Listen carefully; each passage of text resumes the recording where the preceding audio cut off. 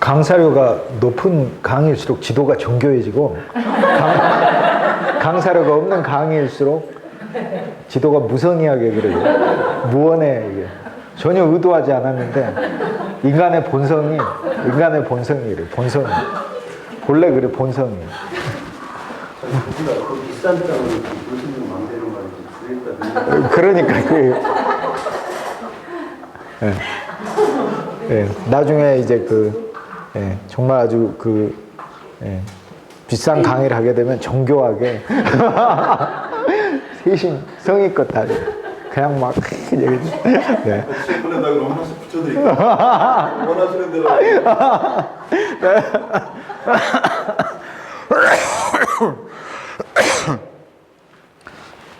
우리가 이제 시대 구분을 할 때 AD 476년 제가 여러 번 이야기를 했는데 AD 476년은 역사에서 중요한 해다 그랬습니다. 이게 소로마가 멸망한 해죠.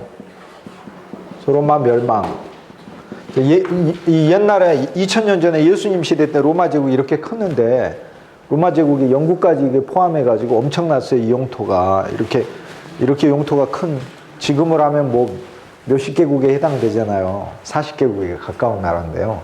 그런데 이 로마가 이 서로마하고 동로마하고 디오클레시안 황제 때 갈렸다가 285년경인데, 그리고는 그 유명한 기독교를 공인한 컨스탄틴 대제 때 다시 로마가 통일이 됩니다. 그러나 그 이후에 컨스탄틴 대제가 죽고 나서는 다시 로마가 서로마, 동로마로 나누어지기 때문에 사실상 디오클레시안 황제 때 나누어졌다 이렇게 얘기를 봐야죠. 근데 그거는 그 로마 통치를 원활하기 위해서 디오클레시안 황제가 나뉜 거고, 이쪽하고 이쪽이 전투를 벌여서 나눠진 건 아닙니다.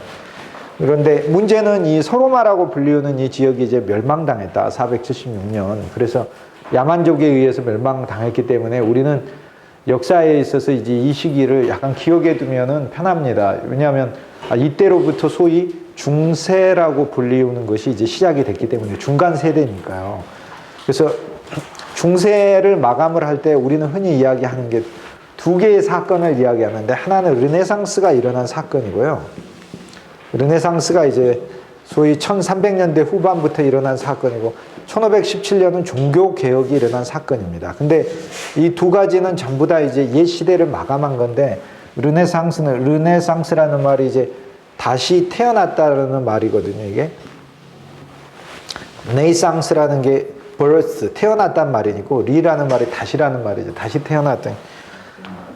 문화가 다시 태어난 거죠. 그러니까 중간 세대에 고대 시대 로마 문화가 이렇게 쭉 죽었다가 이때 다시 태어났다 이 말입니다. 그러면은 뭐 어떤 게 태어났느냐? 예를 들어서 그림이다 그러면은 옛날에 그리던 그림이 갑자기 서로마가 멸망당하면서는 그런 그림을 안 그리기 시작을 했다가 르네상스 시대 때 다시 그런 식의 그림을 다시 시작했다 이 얘기죠. 자, 조각을 한다 그러면은 조각을 하는 게 대리석이나 이런 부분으로 조각을 이렇게 하다가 중세 시대 때는 그런 거에 별로 집중하지 않습니다. 그러다 다시 르네상스 때 이게 이 조각하고 이런 것이 나타났다. 중세 시대 때는 예를 들어서 재료를 한다든지 하면 그냥 돌이거든요. 그런데 어떤 그 사람의 건물을 화려하게 짓거나 이런 것들을 중세 시대에서는 없었어요. 교회당을 그렇게 크게 짓고 이런 건 있어요. 그러니까 르네상스는 옛 문화의 재탄생이다. 청동으로 뭐 만들고 그런 적이 없습니다. 그런데 이 르네상스 시대 때는 다시 청동으로 만든 그 부조들이 나오기 시작하고 그럽니다. 이탈리아 밀라노에 가면은 밀라노도 그렇고, 그 다음에 토스카나 지역에서 볼로냐를 가도 그렇고 또 곳곳에서 피렌체를 가도 그렇고 특히 피렌체에서 청동으로 된 그런 작품들 또 유럽 전역에 조각을 하든 아니면 문을 만들든 어떤 그런 예술들이 다시 등장한 거죠. 그럼 1000년 동안은 그런 거 잘 사용 안 해서 그래서 고대 세계의 어떤 문화가 다시 등장했다. 그래서 다시 등장했다. 그건 다시 등장했지만 창조적으로 등장을 했죠. 창조성이 없는 게 아니죠. 있죠. 그래서 르네상스 다시 탄생한 거다. 그러니까 옛 시대하고 다른 거 이게 탄생한 거죠. 이거는 이제 오늘 시간 되면 살펴보고요. 종교개혁은 이제 내적인 측면을 가리킵니다. 중세 천년은 신앙의 시대예요. 오늘날 많은 사람들은 신앙이 장식입니다. 사실상 액세서리예요. 그런데 신앙이 액세서리일 때 불행이 됩니다. 뭐냐면은 인간은 이 육과 혼과 영의 존재예요. 실은 육은 우리 기본적인 외적인 걸 말하고 혼은 정신적인 걸 말합니다. 영은 아주 내적 깊이 신적인 요소하고 교통할 수 있는 부분을 말하거든요. 근데 우리는 흔히 이제 혼을 많이 개발하려고 하죠. 정신 개발하기 위해서 필요한 거 지식, 또 사랑도 많이 받아야 되죠. 그죠? 사람들에게. 또 어떤 명예라든지 이런 것들도 얻어야 되고요. 또 그런 부분에서 합당한 인격도 있어야 되고, 그렇죠. 이게 정신의 영역이에요, 실은요. 신체의 부분은 이제 몸도 건강해야 되고, 또 물질적인 것도 필요하고, 음식도 필요하고, 외적인 어떤 재물도 필요하고, 이런 영역이. 근데 인간은 본질적으로 영적 존재. 그래서 이 신앙이라는 부분은 세상의 종교는 전부 다 사실상 이런 부분에 관련이 돼 있어요. 혼이나 영에 관련이 돼 있어요. 그런데 특히 기독교 신앙은 종교 이상이에요. 종교가 아니에요. 엄밀히 하면 종교 이상이 아니라 종교라는 말도 틀렸어요. 종교는 자기의 개인적 안녕을 위해서 신적 존재가 필요해서 믿는 게 종교예요. 예를 들어 내가 잘 살아야 돼. 그러니까 대상을 믿어야 하는 거예요. 근데 기독교는 종교가 아니에요. 왜 종교가 아니냐면 기독교 신앙에는 내가 잘 살아서 하나님을 믿는 거 없어요. 기독교 신앙은 내가 없어지고 예수님이 남는 게 기독교 신앙이거든요. 내가 없어져야 돼요. 내가 스스로 없어질 수 없고 예수님이 없앤다 그 말이에요. 그러니까 흔히 교회에서 기독교에서 하는 말이 예를 들어 예수님 마음으로 살자 그러잖아요. 예수님 마음으로 살자. 그게 뭔 말이냐면은 그러니까 내 마음은 없어지고 예수 마음이 들어가야 된다 그런 얘기예요. 그러니까 본질적인 요소가 좀 다릅니다. 그리고 예를 들면은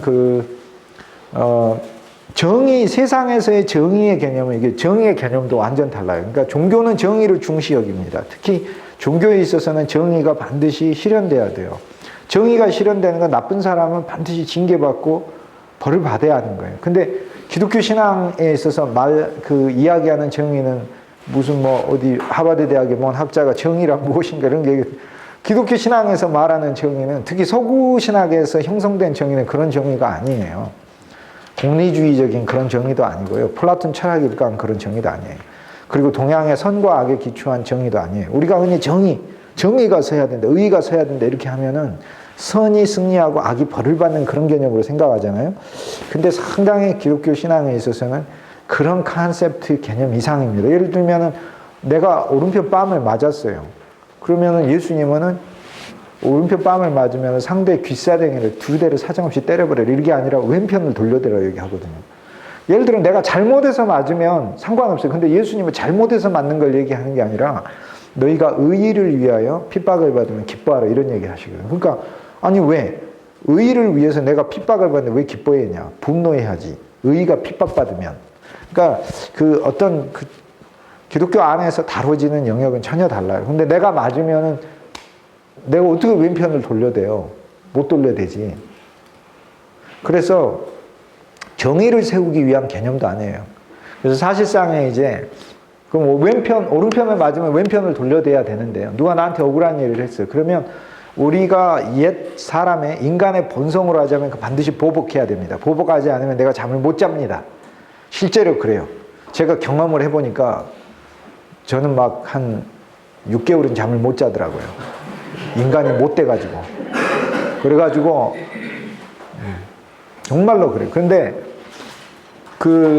이거가 심지어는 일상의 생활에서도 한번 이렇게 그 수모를 당하거나 모욕되는 어떤 말들을 언쟁에서 이렇게 한번 당하고 나면 집에 와가지고 시뮬레이션을 여러 번 해요. 다음에 만났을 때 그 인간이랑 어떻게 대화를 해야 돼. 이렇게 얘기하면 내가 이렇게 받아치고, 이렇게 하면 이렇게 받아치고. 시뮬레이션을 여러 번 해봐가지고 나올 수 있는 경우의 수를 다 이거 한 다음에 그 다음에 만나러 가는 거예요. 그래서 한번 걸리면 확 보복해주고. 이렇게. 그런데 이제 기독교 신앙 기본적으로 오른편 뺨 돌려는 왼편 돌려대라는 거거든요. 근데 오른편 뺨 맞고도 참는 것도 힘든데 어떻게 왼편을 돌려대요?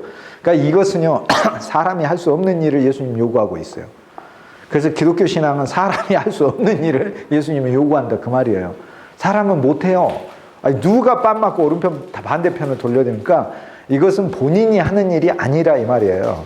그 기독교 신앙은 인간이 스스로 노력해서 내가 여기 맞고 여기 돌려댄다는 것이 아니라 이 일들을 예수님이 우리 속에서 이루신다 그런 얘기. 그러니까 사실상 그 어떤 목적으로 삼는 것이 기독교 신앙에서는, 기독교는 종교적 요소는 정말 없어요. 그러니까 뭐 부자 되고 뭐 물질이 많아지고 하고. 그런데 이제 오늘날에도 예를 들어서 기독교에 이렇게 보면은 많은 경우에 사람들이 이제 교회 안에서 간증이라고 이렇게 한다고 하면서 나와가지고 앞에서 뭐 내가 예수님을 믿었더니 내가 무슨 뭐 어마어마한 뭐 무슨 뭐 장군이 됐습니다. 장관이 됐습니다. 뭐가 됐습니다. 뭐 돈을 어마어마하게 번 사장님이 됐습니다. 병 걸렸는데 사실 이런 것들은 기독교가 아닙니다. 가짜입니다. 전부 다 죄송한 얘기지만. 왜냐하면은 교회 안 다녀도 더 잘 사는 사람 훨씬 많고요. 교회 안 다녀도 건강한 사람들 어마어마하게 많아요. 더 많아요, 더 많아. 신체 검사 해보면은 교회 제가 50년 가까이 다녔는데 50년 가까이 다닌 저보다도 훨씬 더 신체 나이, 전 벌써 신체 나이가 60대 후반을 지금 바라보고 있어요, 지금. 노인을 공경할 줄 아셔야 돼요. 그러고 있는데 예수 안 믿어도 건강하게 살아요. 그럼 병 들었을 때 이제 예수님께 기도해서 나아야 되는 거 아니냐. 예수 안 믿는 사람도 병 걸렸다가요, 좋은 의사 만나면 고침받고 잘 삽니다.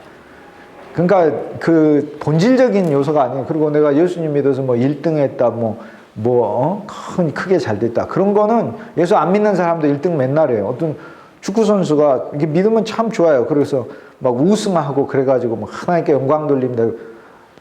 예수 안 믿는 축구선수는 훨씬 더 우승 많이 하더라고, 내가 보니까.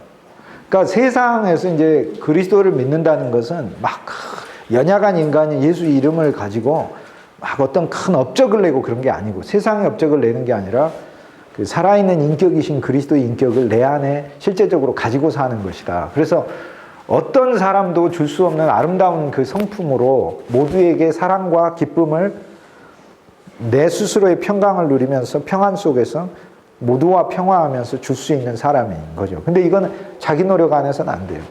자기는 안 된다 이 말이에요. 자기 안에서 이루어지는 일이 아니다. 자기 추구가 아니고 그냥 예수님이 하시는 일이다. 우리 안에 오셔서. 그러니까 기본적으로 그런 요소들이, 그래서 오늘날에는 예를 들어서 이제 얘기가 조금 그런 부분으로 갔는데, 중세에 있어서는 신앙이 절대적 영역이에요. 중세에 있어서. 그러니까 예를 들어 중세에 있어서 무엇을 이해를 하든지 그것은 신앙의 절대적 중심이에요. 그런데 이것이 참으로 바른 신앙이었을 때는 행복해요. 그런데 이것이 잘못됐을 때는 참으로 불행합니다. 왜냐하면 사람이 맹목적으로 잘못된 것을 믿고 살면 그것처럼 허탄하고 결과가 남는 게 없잖아요. 그렇게 되잖아요. 예를 들어서 예수님이 말씀하신 그 하나님의 나라는 보이지 않는 나라예요. 보이지 않는 나라. 이렇게 보이는 나라가 아니에요. 그러니까 보이는 나라로 이렇게 착각을 하면 칼 들고 이슬람 교도들 다 죽여가지고 땅 뺏어야 되는 십자군 돼버리는 거예요. 그러니까 절대적으로 자기가 신앙심이 깊다 하더라도 믿는 것 자체가 도대체 무엇을 믿느냐, 무엇을 바로 믿느냐, 또 바로 믿는 것뿐만 아니라 본질적으로 무엇에 대해서 나 자신을 이렇게 거기다가 완전히 맡기느냐, 이 자체가, 삶 자체가 완전히 달라질 뿐 아니라 역사에 있어서 5점까지 남기게 되는 그런 결과를 가져오게 되는 거예요. 그러니까 중세가 신앙으로 참 살았지만 일면에 있어서 중세의 많은 부분은 그릇된 것으로 끼어 있었기 때문에 진실로 행복하게 못합니다. 그럼 오늘날은 그러면 어떠냐? 오늘날은 신앙이 장식이기 때문에 쉽게 얘기해서 인간은 중세보다도 훨씬 더 곤고하게 삽니다. 엄밀히 이야기하면 중세는 잘못된 신앙이기는 했지만 전적으로 잘못된 건 아닙니다. 일부의 이 시대라든지 일부의 운동이 그랬다는 거지. 인간이 어떻게 천년간 다 잘못되겠습니까? 중세 사람이 아무리 잘못돼봐야 저보다도 잘못됐겠습니까? 아무리. 중세 천년에 있어서 우리가 가지는 그 개념들이 그 사람들에게는 자체로 정말 말할 수 없는 행복을 줬고요. 그러나 오늘날 사람들은 신앙이 장식이기 때문에요. 공허해요. 모두 다 삶이. 다 공허해요. 인간은 약한 존재라 이렇게 붙들려야 사는데 붙들려서 살지 않으니까 그렇다 하는 거죠. 기본적으로 이게 영이 있어요. 신비한 게 있어요. 우리에게는 참으로. 그래서 여러분은 사실 굉장히 아주 깊은 존재예요. 이게 어떤 그 인간론적인 세속적인 인간 철학에 있어서 인간은 고귀하다 그런 차원을 말하는 게 아니고요. 본질적으로 아주 이 세상에는 어떤 물질적 또는 이 목숨을 가지고 있는 어떤 존재보다도 굉장히 소중한 내적 본질이 인간에게는 있어요. 그게 그런 거는. 근데 이 내적 본질은 또 다른 음식을 필요로 해요. 양식을 필요로 하고 또 다른 언어를 필요로 합니다. 지식의 언어가 우리가 있어야 세상 사는데도 행복하잖아요. 우리 입에서 나오는 말들이 많은 사람들을 풍요롭게 하고 기쁘게도 하고 하잖아요. 지식의 언어가 있어야. 또 합당하게 가르칠 수도 있고 대화도 하고 그렇잖아요. 그게 없으면은 만나가지고 하는 얘기 하면은 야, 네 핸드백 얼마 주고 샀냐? 나 얼마 주고 샀는데 어디가 싸냐? 몇 프로 할인하? 이런 얘기만 하다 끝나버리는 거예요. 계속해서. 커피 어디가 맛있게 하냐? 뭐 이러면서 막 그런 얘기만 하다 인생이 끝나버리는 거예요.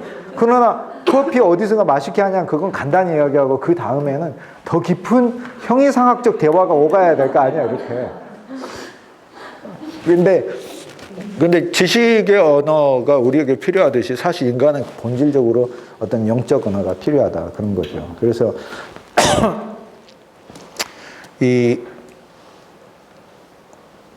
그래서 기독교 신앙은 종교 측면이 아니다. 많은 사람들이 종교로 생각을 하는데 종교가 아니다. 그러니까 나 자신 자체가 많을수록 사람 불행합니다.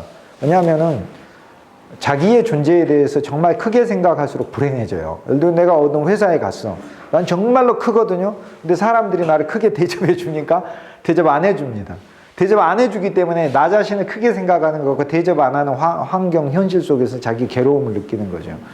근데 사실 그러면 기독교는 그러면 인간이 아무것도 아닌 미물이라고 생각하냐? 그게 아니라는 거예요. 기독교는 인간이 없어지고 인간 대신 그리스도가 산다고 생각하거든요. 그럼 이 그리스도는 뭐 하는 거냐면은 오른편 뺨을 맞으면 왼편을 대줄 정도로 남들과는 비교가 안 되는 수준 높은 인격으로 산다는 거죠. 엄청난 인격이에요. 엄청난 인격.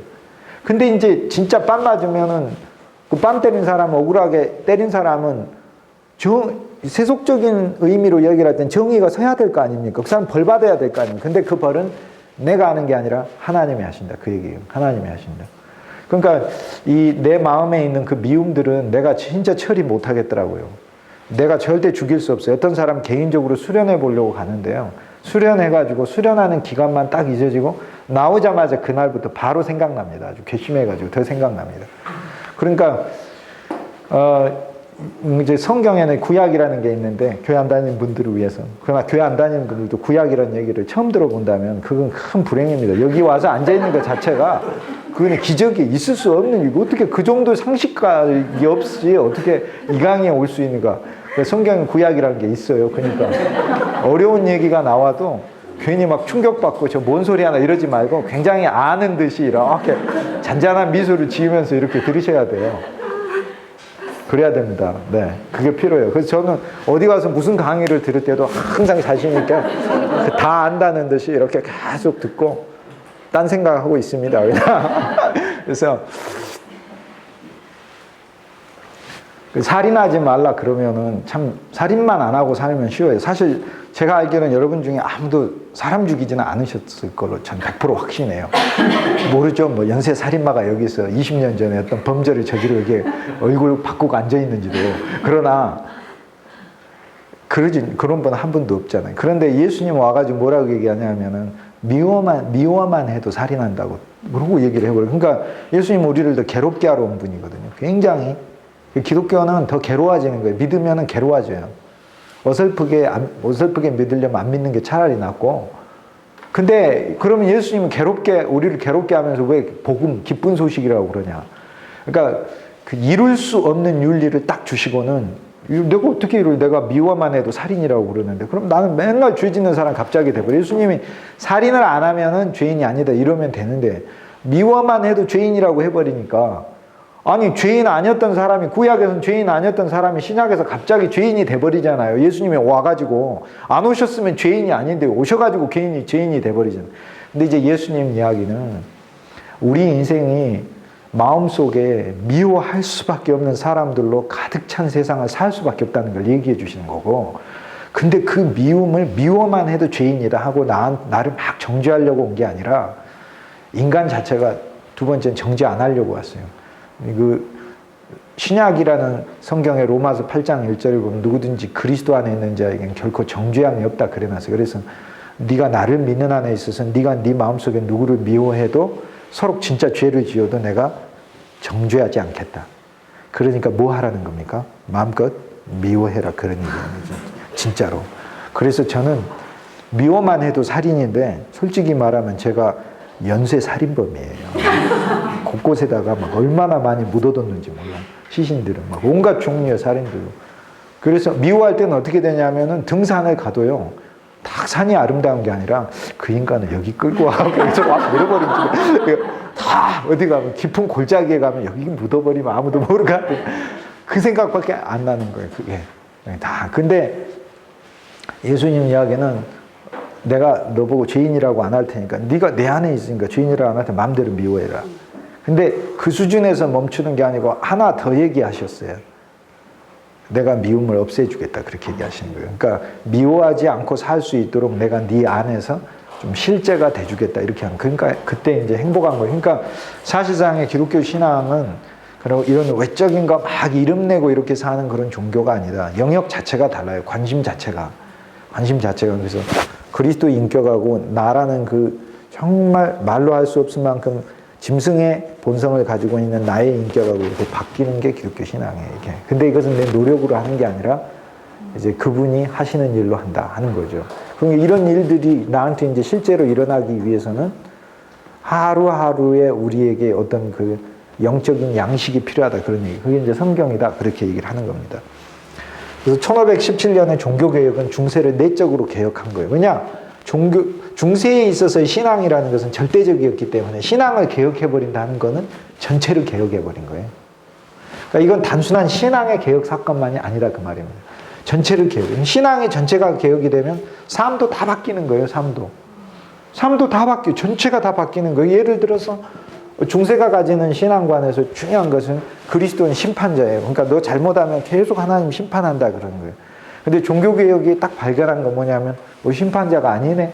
심판자가 아니라 나를 정죄하지 않으시네. 나를 판단하지도 않으시고 나를 미워하지도 않으시네.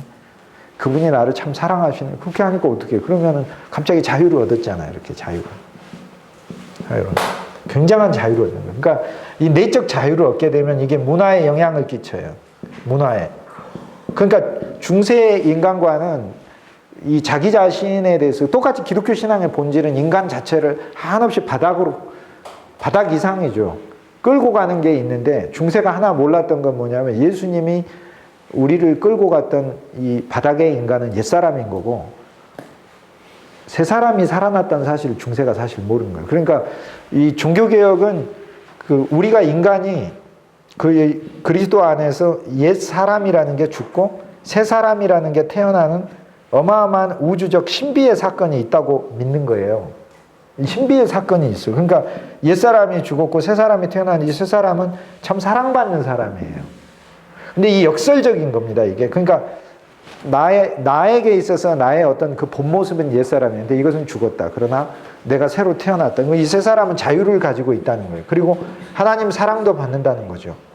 그러면 이게 문화에 영향을 주는데 중세는 항상 인간이 하나님 앞에서 가장 미약한 존재로만 보는 신학에 그쳐버렸기 때문에 그래서 인간의 노력 스스로 하늘에 상승하려고 하는 정신을 가졌으므로 중세의 모든 건물들은 수직적이고 첨탑을 통해서 표현하는 하늘을 향해서 상승하려고 하는 갈망을 표현하고 있어요. 그러니까 그것이 영적이긴 하지만 이루어질 수 없는 일을 인간이 사실 시도해 보려고 한 거죠. 그래서 음악이라든지 이런 것들이 항상 어두워요. 인간의 옛 본성을 표현하니까. 근데 종교개혁은 옛 본성은 아예 끝나버렸다는, 그러니까 그냥 새 사람이라는 거예요. 마음대로 그냥 새 사람이니까 새로 살라는 거죠. 새로 마음대로 살으라 그 말이에요. 새로 마음대로. 옛 모습대로 마음대로가 아니라 새로 마음대로. 그래서 이 자체가 문화에 큰 영향을 줘요. 음악이 자유로워지죠. 그러니까 막 빠르고 경쾌하고. 미술이 어떻게 됐어요? 중세가 가지는 미술은 미술의 틀이 있어요. 거기서 벗어나면 안 됩니다. 거기서 벗어나 불살라 버린다는 게 아니라 상업성이 없어요. 안 사요, 사람들이. 못 그리게 한 게 아니라 안 사요. 안 삽니다. 안 봅니다. 안 보는 게 안 사는 거예요. 그리고 안 산다는 얘기가 뭐냐면 불러서 안 그리게 하는 거예요. 그렇게 하면. 중세가 가진 기본적 신학관이 있어요. 이건 잠시 후에 제가 보도록 할게요. 예술의 측면에서. 그래서 종교개혁이 가지는, 이게 소위 종교개혁이 일어났다 이 말은, 제가 이 말씀을 드리는 건 단순히 신앙적인 영역에서의 변화인 것 같지만 중세가 신앙의 전체였기 때문에 신앙을 통해 먹고 살고 하고 하는 것까지, 심지어는 부부생활까지도 신앙에 의해서 전부 다 제어됐기 때문에 결혼조차도요, 중세가 가지고 있는 것은 규정이 있습니다. 규정이 있어서 예를 들어서 결혼을 하더라도 예를 들면 8촌 이내로는 결혼할 수가 없고, 결혼을 하더라도 주교의 허락을 받아야 했고, 왕회 같은 경우에는 교황의 허락을 받아야 했어요. 이혼은 절대 할 수 없어요. 참 좋은 것 같죠. 참 좋은 거죠. 그런데 전쟁이 얼마나 많이 일어났습니다. 전쟁터 나가가지고 죽어버렸어요. 요즘 같으면 휴대폰이 있으니까 죽기 전에 여보 당신 사랑해요 하면서 좋은 사람 만나 살아가고 하고 이렇게 죽으면 죽어버릴 거다 이렇게 알고 시신 갔다가 죽었는데 중세시대 때는 한번 전쟁터에 나가버리면 돌아오지를 않아. 그러면 이혼을 허락해 주지 않아. 절대. 20년을 과부로 살고 30년을 과부로 교회가 이혼을 허락해 주지 않아. 다 어떻게 하니까 바늘을 너무 많이 찔러가지고 여기가 종교개혁은요 참 재미있게 이혼을 허락한 개혁이었어요. 묘하죠. 그죠? 그래서 종교개혁자들은 예를 들어서 결혼을 성례전에서 빼버린 거예요. 성례다 그렇게 되면, 중세의 결혼이 성례였어요. 성례면은 절대 부술 수 없는 거예요. 이혼이란 있을 수 없어요. 그러니까 죽음이 확인돼야 돼요. 왜냐하면 서약을 할 때 뭐라고 하냐면은, 절대 주의하셔야 됩니다. 서약을 할 때 뭐라고 하냐면은 죽음이 갈라놓을 때까지 이렇게 그 부분이 들어가야 돼요. 결혼식 할 때 서약문에. 그렇지 않고 영원히 사랑하기로, 이건 큰일 나버리는 거야 이제. 그걸 그렇게 서약을 해버리면.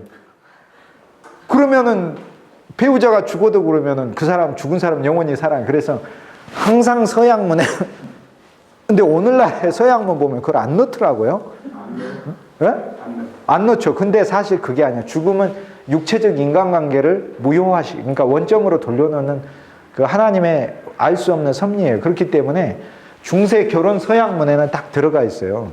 죽음이 갈라놓을 때까지라고 이렇게 돼 있어요. 그런데 확인이 돼야 되는 거예요. 죽음이. 확인이 안 돼. 그래서 십자군 떠나가지고 누가 어디서 죽었는지 어떻게 모르죠.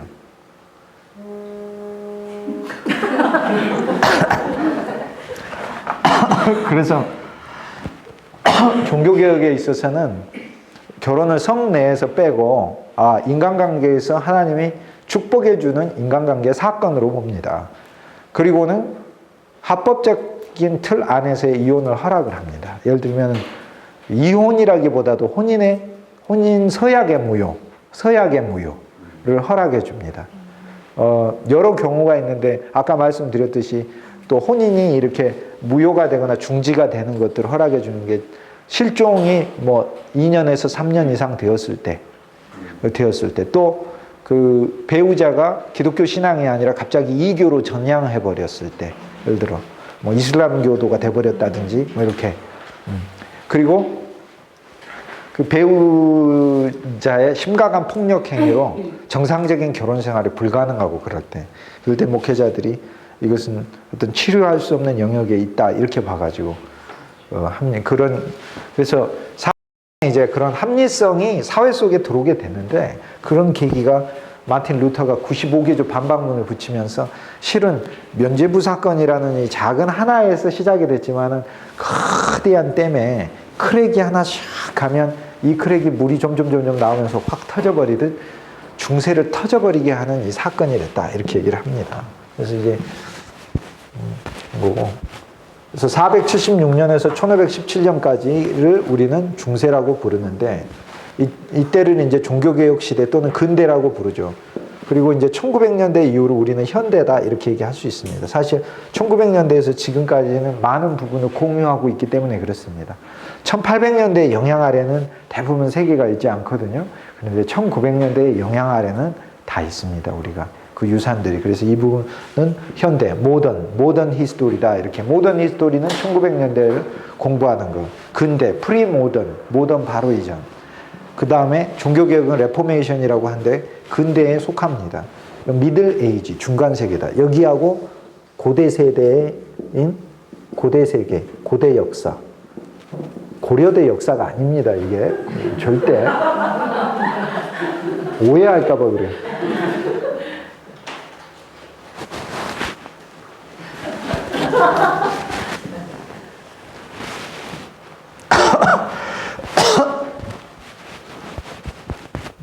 소로마가 멸망을 하고 이제 야만족이 주인이 됐잖아요, 여기에. 그래서 제가 지난번 시간에 다 기억해야 될 많은 야만족들 중에 프랑크족이 중요하다. 프랑크족이 큰 프랑크 왕국을 형성하는데 프랑크 왕국에 이렇게 강력한 프랑크 왕국을 세웠을 뿐만 아니라 그 프랑크 왕국 유럽이 중심이 되고 또 문화를 재건하는데 기여를 하게 된 프랑크 왕국이 이렇게 큰 왕국으로 성장하기 전까지 그 시대를 우리는 역사에서 암흑시대라고 부릅니다. 로마가 멸망당하고 이때까지 고대 세계의 문화는 찬란했어요. 인간적 관점에서 볼 때. 근데 야만족이 와가지고 야만족이 얼마나 그냥 책들을 좋아하는지 모르죠. 불쏘시개 하려고 좋아한다 이 말이에요. 뭐 때문에 좋아하냐 이 말이에요. 책을. 뭐 때문에 좋아하냐. 누구보다도 좋아해요. 활활 잘 타니까.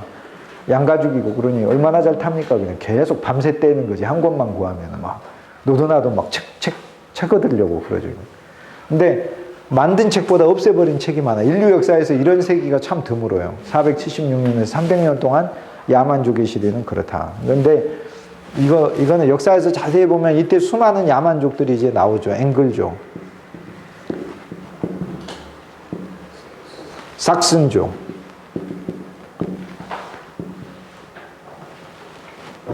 게르만족, 반달족, 훈족, 고투족. 고투족을 이제 거스라고 GOTH라고 합니다. 이게 좀 이런 거 써야 됩니다. 이게 비디오 촬영하니까 영어로 일부러 이렇게 써야 되고 그렇습니다. 수준 높은 강의가 되기 위해서. 그래서 고트에다가 IC를 붙이면 형용사가 돼서 고딕이라는 말이 돼요. 영어로는 고딕이라고 하지 않고 고딕 하면 뭔 소리인지 못 알아요. Gothic 이라고 합니다. Gothic. 우리는 고딕. 영어로는 Gothic. 우리는 라디오, 영어로는 라디오 이렇게 하듯이 이렇게 가스틱이라고 해요. 그래서 가스틱이라는 말은 이제 고트족 같은이라는 뜻이에요. 그러니까 나중에 종교개혁이 일어나고 나서 화려하고 자유로운 문화를 딱 이렇게 구가하고 예술이나 건축이나 이런 거, 음악이나 이렇게 한 사람들이 중세를 보니까 너무 막 틀에 매여가지고 이렇게 살았던 것 같아요. 근데 그 틀에 매여서 사는 그 모습을 고틱이라 이렇게 불렀어요. 야만족스럽다 이런 얘기죠. 그래서 상당히 경멸하는 용어였는데 라파엘이 처음 사용했다고 그럽니다. 조르지오 바사리의 그 예술의 역사, 500년 전에 쓰여진 책인데 그 예술의 역사에 중세 예술에 대해서 막 다 평해놨어요. 미켈란젤로는 어떤 인간이다, 레오나르도 다빈치는 어떤 미술가다, 라파엘은 어떤 미술가다. 조르지오 바사리의 예술의 역사, 예술가들의 생애에 대한 그 책이 오늘날 그 미술사라든지 또 음악, 미술, 특히 미술 배울 때 또 건축, 예술사에 있어서 중요한 원전 자료가 됩니다. 성경 같은 그런 책이에요. 그 안에 있는 말들 가지고 우리가 많은 얘기들을 합니다. 예를 들어 그 안에 있는 말들 중에서 레오나르도 다빈치가 최후의 만찬을 그릴 때 그렸던 그 청년이 예수의 얼굴과 유다의 얼굴을 그렸던 청년이 같은 청년의 얼굴이었다.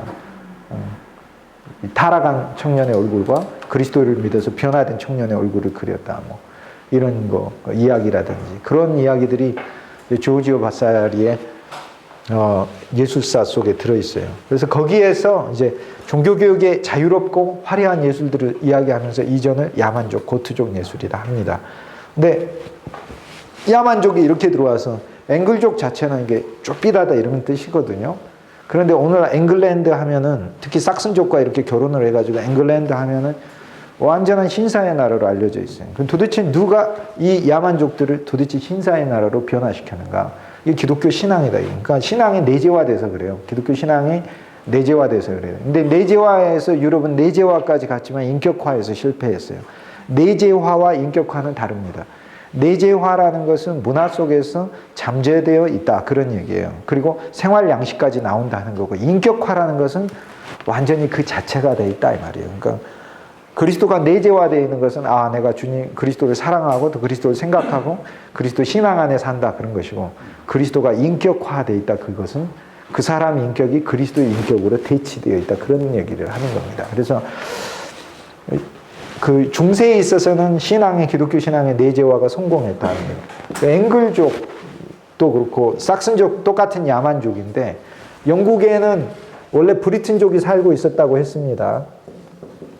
브리튼족이 살고 있다가 앵글족과 삭슨족이 500년대에 떼거지로 건너옵니다. 그러니까 이것이 침공이 돼버려요. 땅을 뺏어버리니까. 그래서 브리튼족은 이쪽으로 제한돼 버리거나 웨일즈 쪽으로 아니면은 바다 건너가지고 도버해협 건너가지고 유럽 땅으로 가버립니다. 그래서 브리타뉴라는 곳에서 머문다든지 이렇게. 그래서 여기서 앵글의 땅과 삭슨의 땅에 오고 주트족이 오는데 우리나라 옛날에 2000년 전에 마한 진한 변한 시대하고 그 다음에 고구려 백제 신라하고 그 다음 통일되고 이렇게 됐듯이 앵글족과 삭슨족도 와서 통일된 나라를 세운 게 아니라 나라를 7개로 쪼개가지고 세웠어요. 그래서 초기에는 7왕국 시대가 돼요. 그래서 아래 켄트 왕국, 그 다음에 맨 위에 노선부리아, 그 다음에 멀시아, 웨스트 삭슨, 이스트 삭슨 이런 이 국가들 7개가 이렇게 가다가 이것을 하나로 이제 영국이 통일된 왕국으로 나오게 됩니다. 알프레드 대왕부터 영토를 넓혀가지고 여러 나라들을 우리 그 김유신과 김춘추가 위에 땅은 빼놓고 아래는 다 통일해가지고 이렇게 만들었지만은 그렇게 통일하듯이 이렇게 만듭니다. 그러나 위에 스코틀랜드는 스코트 민족은 그대로 있습니다. 스코틀랜드 민족은 그대로 있어요. 그래서 영국은 통일 왕국으로 AD 800년경에 통일 왕국을 이루기 전까지는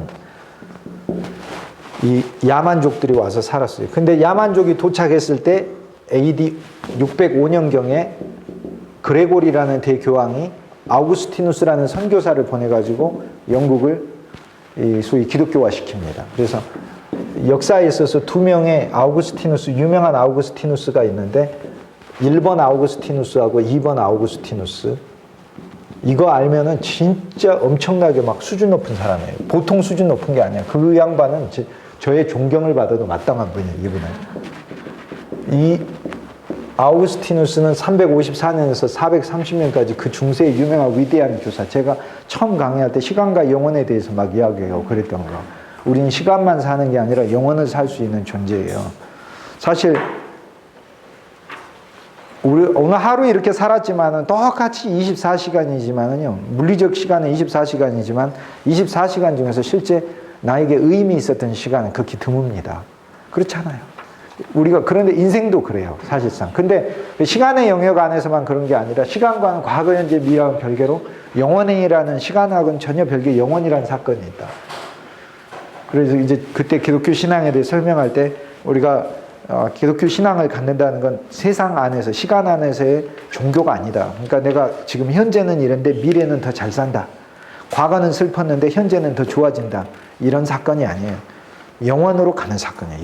영원 자체로. 그러니까 그래서 내가 죽어서 없어진다. 막 그런 의미가 아니라 지금 자체의 인간 삶이 자체로 틀려요. 영원에서 사는 사람이에요. 그러니까 그 사람은 관심이 그렇게 막 이게 그 눈에 보이는 것들에 별로 관심이 없어요. 남이 아무리 몇백만 원짜리 명품백을 가지고 다니든 말든 상관이 없어요. 나는 중앙시장에서 산 거 들고 다녀도 내가 훨씬 더 멋있는 사람이에요. 난 영원을 사니까.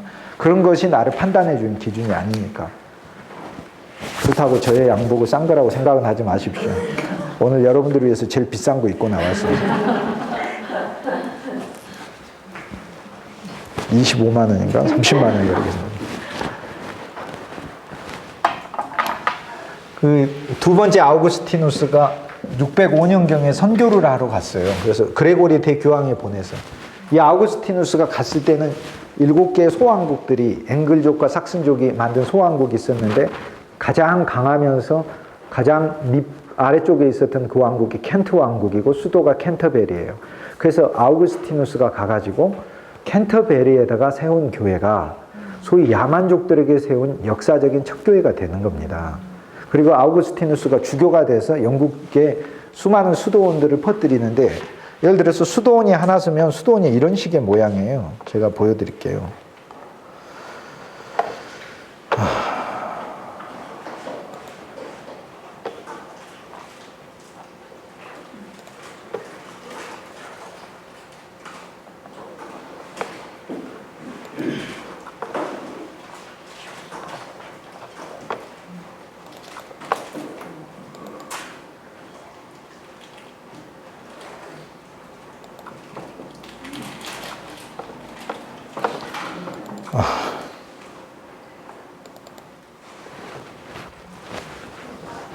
이런 게 유럽에 3,000개가 세워집니다. 이거는 도서관이요, 대학이요, 중학교요, 고등학교요, 사회복지시설이요, 요양원이요. 이 자체가 이 영성의 센터이고 사회의 중심이고 마을의 중심이고 그렇습니다. 이게 3,000개가 세워져요, 유럽에.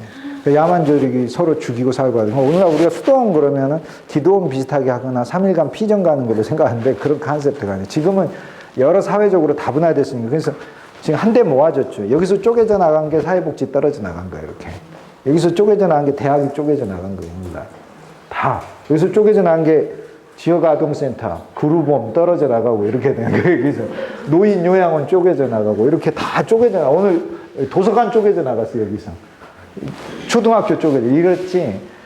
전체가 하나의 어마어마한 일들을 하는 거죠.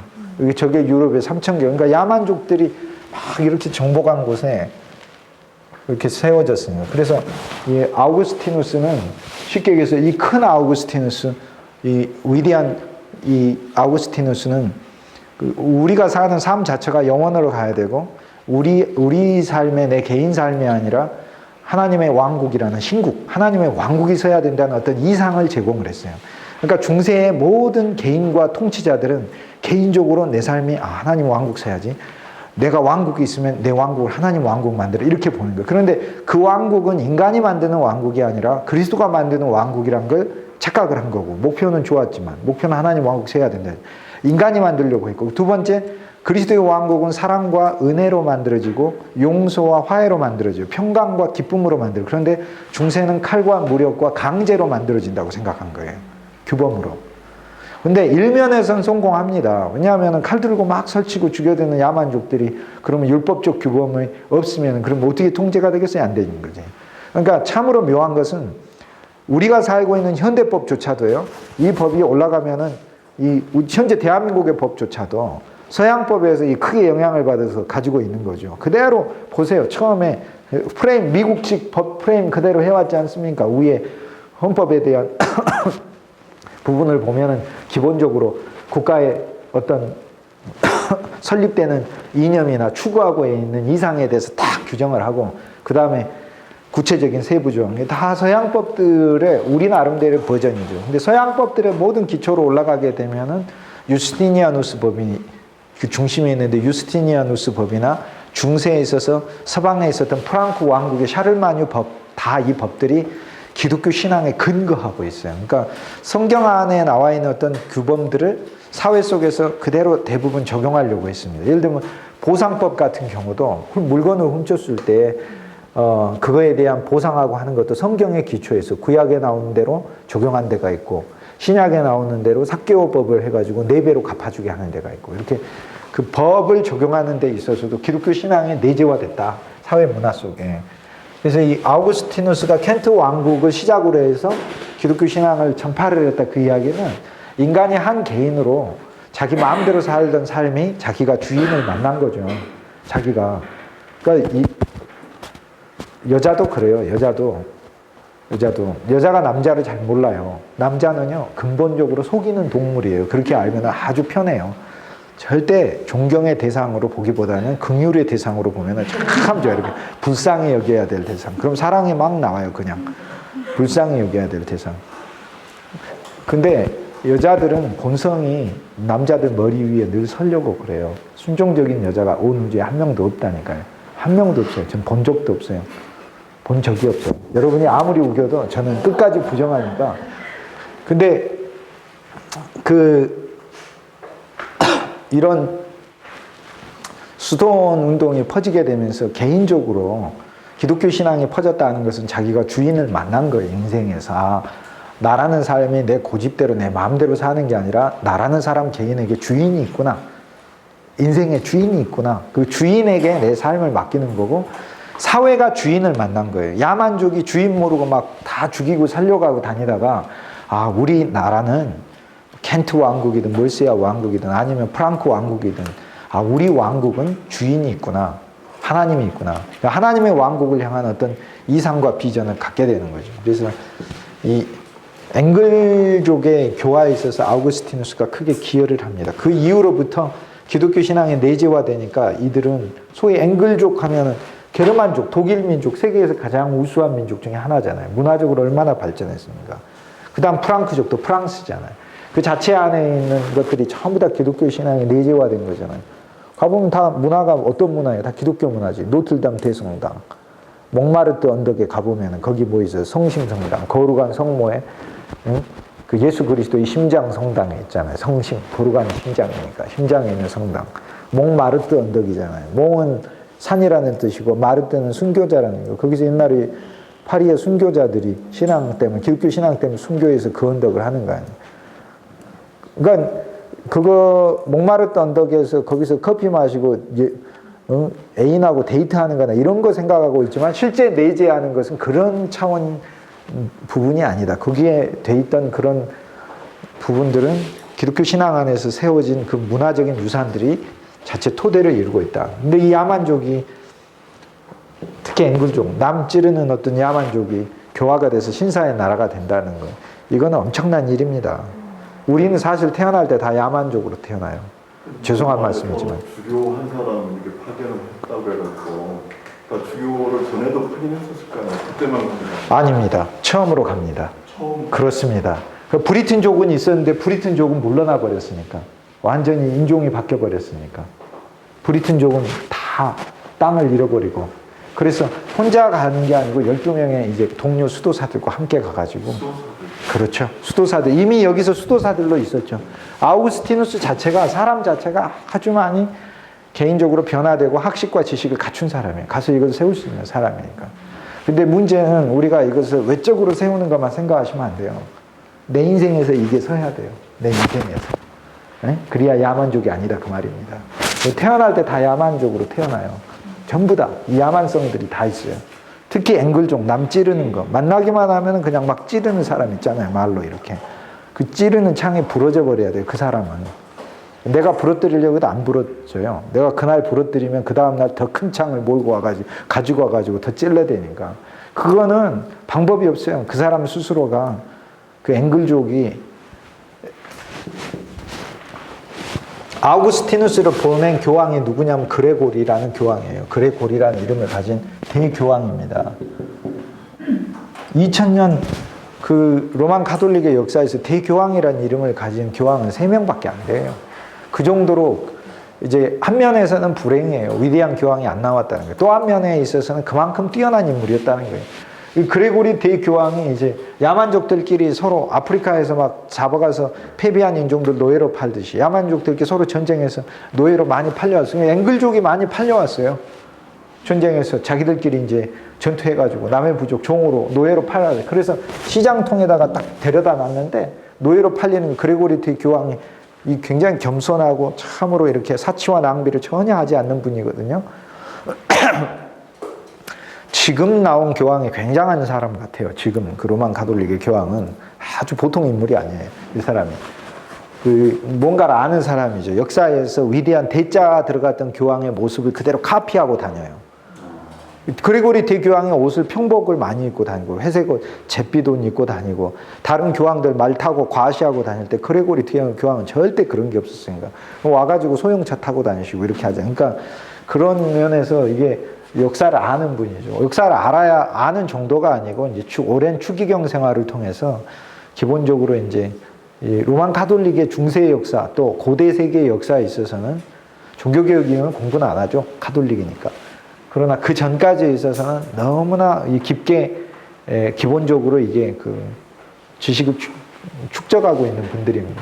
그리고 우리 교황이 가가지고 시장에서 보니까 앵글족의 노예로 잡혀왔어요. 얼굴이 너무 잘생기고 이뻐. 사실 영국 사람들 잘생겼습니다. 근데 체격이 제일 큰 건 네덜란드 그 스위스 사람들이 제일 크고 북부에 있는 노르웨이, 스웨덴인들이 또 체격이 엄청 커요.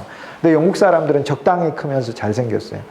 특히 10대 아이들 보면 너무나 얼굴이 잘생겼어요. 그래서 너희가 어느 인종이냐 이렇게 물어보니까 앵글이라고 얘기를 해요. 앵글족이다. 그러니까 너희들은 앵글이 아니라 앙겔 같다 그렇게 얘기해요. 앙겔로스 천사 같다 이렇게 얘기해요. 그러니까 이자 하나를 빼서 여기다 넣으면은 남 찌르는 사람이 아니라 천사가 되는 거예요 이게. 그래서 인간은 이 이자 하나를 옮기는 게 중요한 변화가 돼요. 이게 이렇게 옮겨야 돼 이렇게. 상당한 중요한 일이 됩니다. 이 중세에 있어서 이제 프랑크 왕국에서 세종대왕이라고 할 수 있는 AD 800년대 제가 지난 시간에 얘기했죠. 샤를마뉴가 중세의 세종대왕이다. 세종대왕이 하신 일하고 똑같은 일을 하셨다고 보면 됩니다. 세종대왕이 하신 일보다 약간 덜 하셨다 이렇게 생각하면 돼요. 제가 우리나라 사람이라 그렇게 우기는 것일 뿐입니다. 그렇게. 이 샤를마뉴 이후로 야만족의 소위 야만성이 종식돼 버립니다. 샤를마뉴의 르네상스는 1300년대에 일어나지만 그보다 700년에 앞선 샤를마뉴의 르네상스에 의해서 비로소 유럽은 이슬람을 따라잡기 시작했다. 그렇게 됩니다. 이때까지 이슬람 문화보다 훨씬 더 미약하다 이렇게 얘기를 할 수 있어요. 그런데 정작 이 시대 때 샤를마뉴가 이제 프랑크 왕국을 이루고 중세 암흑기를 끝냈는데 암흑기 이전까지만 하더라도 여전히 이 소위 동로마 제국이라는 객관적인 이제 역사의 중요한 페이지를 첫 번째 천년기에 이루어갔던 이 주된 세력이 있었습니다. 그래서 유럽에 있어서는 소위 중세 때 세 그룹을 우리가 얘기하는데 소위 프랑크 왕국, 이건 또 이제 나중에 서프랑크 프랑스, 중프랑크 이탈리아하고 저 위에 중부에 있는 네덜란드 나라라든지 이렇게 쭉 갈라지고 그 다음에 동프랑크, 독일, 오스트리아 이런 나라들 이렇게 갈라지게 돼요. 그래서 프랑크 왕국으로 대표되는 유럽과 동로마 제국과 여기 이슬람 세력이 이렇게 중세에는 3대 세력이 있었어요. 그래서 이슬람은 신앙이고 이 안에서 예를 들어 우리 한민족 안에서 통일신라 있었다, 고구려 있었다가 조선이 있었다 이렇게 바뀌듯이 이슬람 안에서도 아바스가 움마야드가 처음에 지배 세력이 되었다가 이건 아랍 쪽이고 그 다음 아바스가 되도 이건 페르시아 이란 사람들이고 인종 다릅니다. 여기가 이란이고 여기가 아라비아니까. 그 다음에는 투르크족이 저기서 와가지고 이쪽 지역 차지하고 이렇게 이 안에서도 이제 자체로 세력 다툼을 통해서 누가 1등 민족이 될 것인가 이슬람 자체에서도 싸움이 일어납니다. 그리고 나중에는 오스만 투르크라고 해가지고 오스만 투르크가 와가지고 이쪽 지역을 다 장악합니다. 그리고 오스만 투르크가 이제 공격하게 되죠. 오스만 투르크, 오스만 족장 이름이라 투르크족의 이 오스만 이름을 따서 오스만 투르크다 이렇게 부르고 그래서 오스만 투르크가 나중 제국을 만들게 되죠. 그래서 이 제국은 여기. 동로마 제국도 여기인데 오스만 투르크가 동로마 제국을 무너뜨리게 되는 거고. 그래서 오스만 투르크는 동로마 제국을 무너뜨리고 유럽과 이제 전투를 벌이게 됩니다. 그런데 유럽은 그만큼 크게 성장했기 때문에 또 오스만 투르크에 맞서게 되는 거죠. 동프랑크 왕국의 동부 지역은 이름을 동프랑크해서, 프랑크 하면 야만족 이름이니까 성씨를 개명을 해야죠. 이름 바꿔야 된다고 그랬잖아요, 제가. 향단이 방자씨 하면 이상하잖아요. 줄리아. 얼마나 이쁘냐, 이름이 줄리아 그러면. 이쁘잖아요. 그래서 신성 로마 제국, 홀리 로만 엠파이어. 거룩한 로마 제국이다. 로마 제국 아무 상관없으면서 바꿔버렸어요. 그래서 신성 로마 제국도 이 위에 폴란드, 독일 북부 폴란드하고 독일하고 오스트리아하고 헝가리하고 이 엄청난 영토들을 차지하면서 거대한 왕국으로, 제국으로 성장합니다. 그래서 이 신성 로마 제국하고 오스만 투르크하고 또 나중에 싸우게 되고요. 이쪽에 있는 프랑스도 크게 성장해요. 그래서 프랑스하고 신성 로마 제국하고 오스만 투르크하고 또 큰 관계를 맺게 되고, 영국은 여전히 미미합니다. 영국은 1600년대가 넘어서야 비로소 1600년대 소위 엘리자베스 여왕이 1558년부터 1602년까지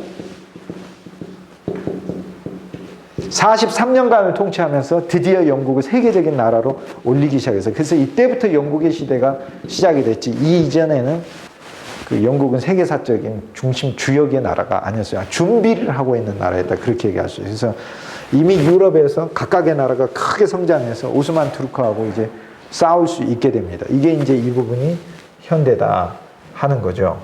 자, 아까 영국에서 앵글을 앙겔레 민족, 정말 젠틀하고 신사적인 나라로 만드는데 아우구스티누스라는 수도사가 가가지고 여러 활동들을 하면서 변화시켰다고 얘기했어요. 그가 처음 도착한 왕국은 영국 당시에 여러 쪼개진 왕국 중에 하나인 켄트 왕국이고, 캔터베리에 도착했고, 거기서 세운 교회가 캔터베리 대성당이 되고, 그가 영국의 캔터베리 대성당의 주교가 되는 겁니다. 그래서 영국에서는 가장 큰 중대사가 있을 땐 캔터베리 대성당에서 합니다. 웨스트민스터는 국왕 자체와 국사에 관련된 문제고, 일반 영국 자체의 신앙에 관련된 가장 중요한 것은 캔터베리 대성당에서 해요. 2001년도인가요? 2000년도인가요? 1999년인가요? 그때 이제 그 유명한 두 인물이 죽는데, 세상을 떠나는데, 하나는 머더 테레사가 떠나고 또 하나는 바로 그 시기에 그 다이애나비가 떠나거든요. 근데 다이애나비가 그 프랑스에서 터널 들어가면서 그 세계적인 브랜드 가진 자동차, 인터넷 나가니까 특정 회사 자동차, 제가 얘기는 하지 않을 거예요. 인터넷에 찾아보면 알아요, 어떤 차 탔는지. 그걸 타고 갔다가 이게 우리 여기 천안역에 가면 이렇게 지하도 이렇게 들어가는 게 있잖아요. 그렇게 돼 있는데 반대쪽에서 오는 차하고 부딪힌 게 아니라 그 가운데 기둥을 받아버려가지고, 근데 도저히 죽을 수 없는 차를 탔는데 돌아가셨어요. 그래서 이제 사실 뭐 음모론도 많이 나오고 그랬잖아요. 근데 이혼을 한 상태에서 죽었기 때문에 왕가가 아니죠. 그러나 평민의 신분으로 이 소위 왕세자비에까지 올라가. 그 전에 이제 사실상 영국 내에서도 뒤에 뭐 이렇게 가문 내 직위들을 여전히 자기들끼리 정신적으로 유지해 오는 게 있어요. 사실 죄송한 얘기입니다만 저희 가문도 정신적으로 양반직을 계속 유지해 오고 있어요. 솔직히 고백을 하면 광상김과, 제가 기독교 신자이기 때문에, 예수 믿기 때문에 그런 거 자랑 안 하는 거지, 조선시대 같았으면 이렇게 같이 앉아있지 못하고, 여러분들 중에 상당수는 저희 집 마당 많이 썰고 계시고, 우리 교장 선생님 제외하고, 그래서 근데 미국에 올 때는 일체의 모든 영국의 신분을 법적으로 법 규정에 넣지 못하게 해놔버렸어요. 이름 안에다 못 쓰게 해놨어요. 못 쓰게 됐습니다. 그래서 영국의 국가 중대사가 왕가의 경우는 웨스트민스터에서 이제 일어나고 그곳에서 묻히게 돼 있는데, 다이애나는 이혼을 했기 때문에, 그러니까 평민으로서 왕세자비가 돼서 너무 많은 이제 사람들의 추앙을 받았죠. 근데 이혼한 상태에서 죽어버렸으니까. 그것도 이제 굉장히 아름답지 못한 어떤 모습 속에서 죽었으니까. 영국 정부 입장에서는 참 미묘한 상태에 빠진 거예요. 국민들 정서로는 웨스트민스터에서 늘 했어요. 그러니까 왕실에 속한 사람들의 모든 장례는 다 웨스트민스터에서 하는 거예요. 근데 이혼했잖아요.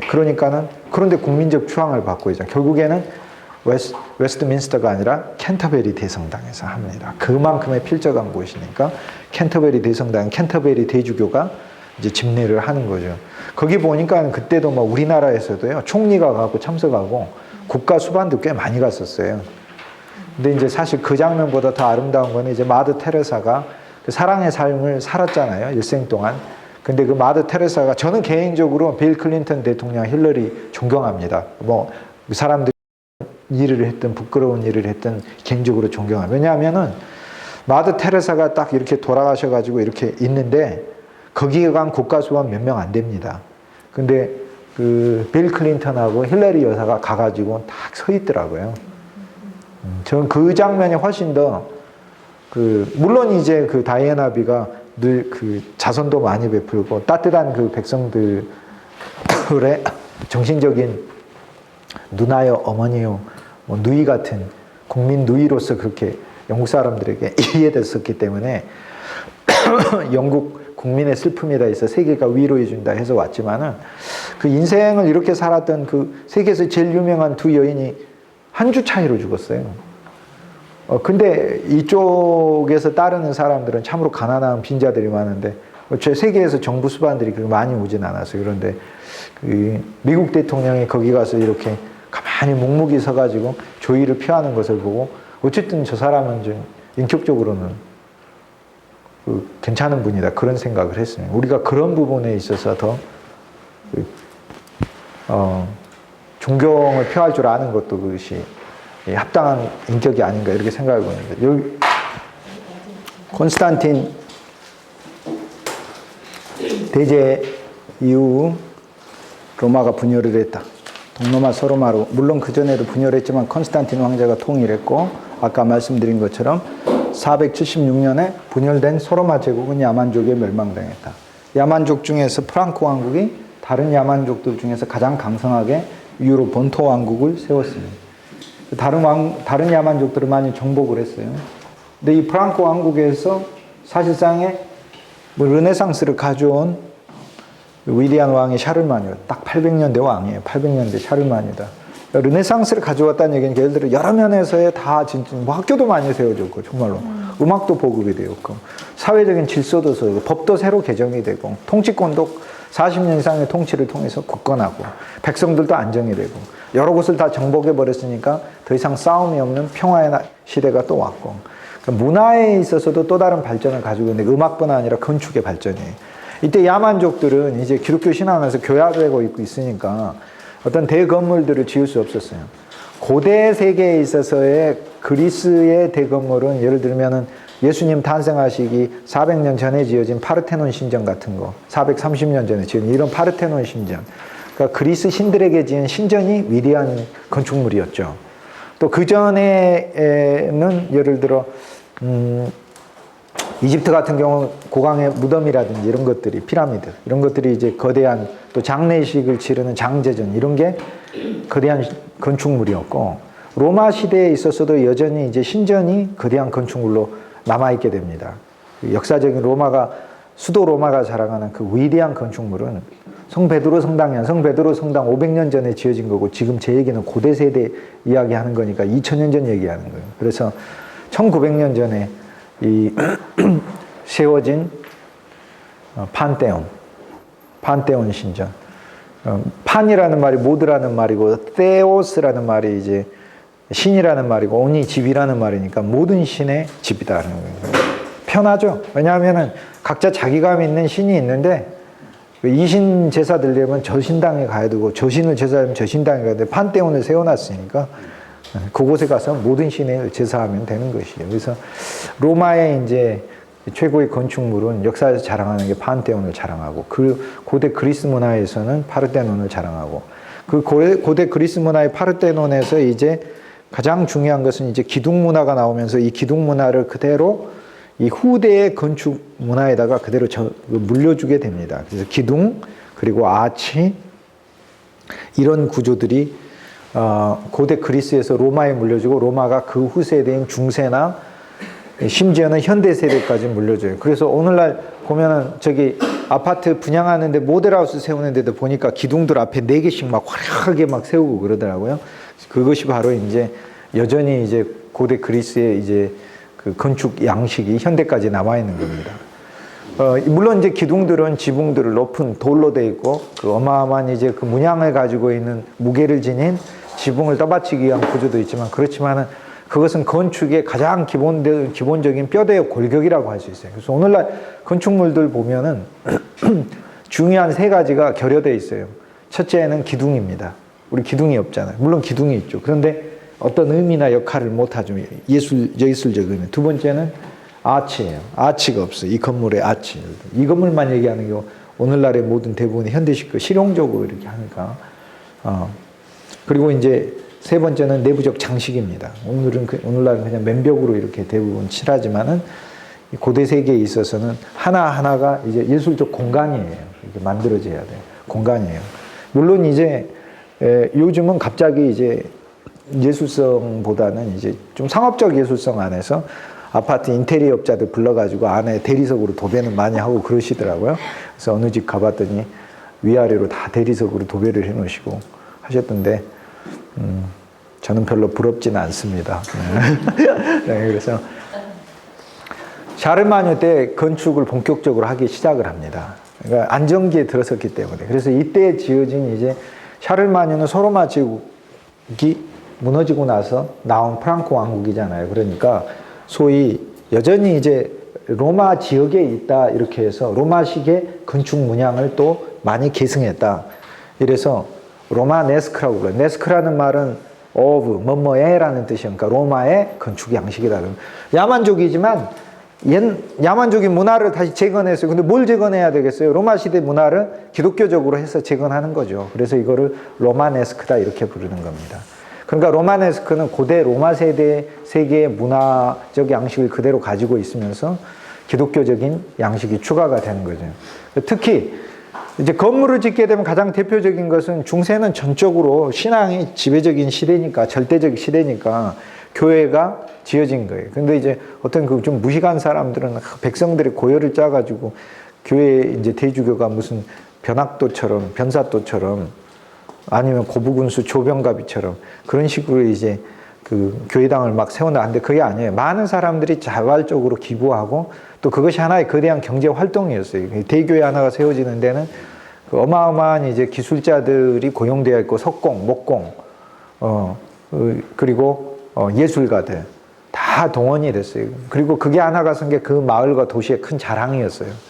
그리고 그 자체가 또 어떤 그 영적이고 상징적인 정신적 상징이 돼서 그 상징적 건물 이상의 기능들을 했었어요. 자부심도 갖게 되고 그것이 하나가 또 섰을 때 그 도시가 갖게 되는 그 위상은 다른 도시보다 훨씬 더 커지게 되니까 대성당을 짓게 됨으로써 또 경제적으로 그 도시가 이제 크게 앞서가는 그런 효과를 내기도 합니다. 오늘날 뭐 우리나라가 각 그 군마다 흉내내는 거 있잖아요. 무슨 축제하거나 막 건물 크게 짓고 막 하면서 특히 박물관 같은 거 막 이렇게 크게 지어가지고 너도나도 이제 무슨 경쟁하듯이 그렇게 하는 거예요. 마치 그 800년대부터 그런 소위 분위기가 중세 유럽에서 만들어지기 시작했습니다. 야만족들이 이제 가라앉았기 때문에. 그래서 가장 중세에서 대표적인 건축물들은 교회입니다.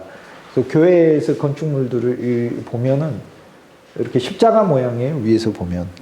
근데 이게 로마네스크 양식인데 고딕은 뭐냐면 이걸 잡아 길게 늘립니다. 훨씬 더 길어져요. 고딕은 길어지고 첨탑이 들어서게 됩니다. 그래서 고딕식 건물은 로마네스크 건물은 800년대, 900년대, 1000년대, 1100년까지 나가고 고딕식 건물은 1200년대부터 들어서니까 실제로는 소로마가 멸망하고서도 700년 정도 지나야 고딕식이라고 부르는 건축 양식의 건물들이 크게 나타나는 거죠. 그거는 유럽이 경제적으로 그만큼 크게 절정기에 이르렀을 때 그런 대교회가 가능한 것이죠. 고딕식 교회 건물들을 보면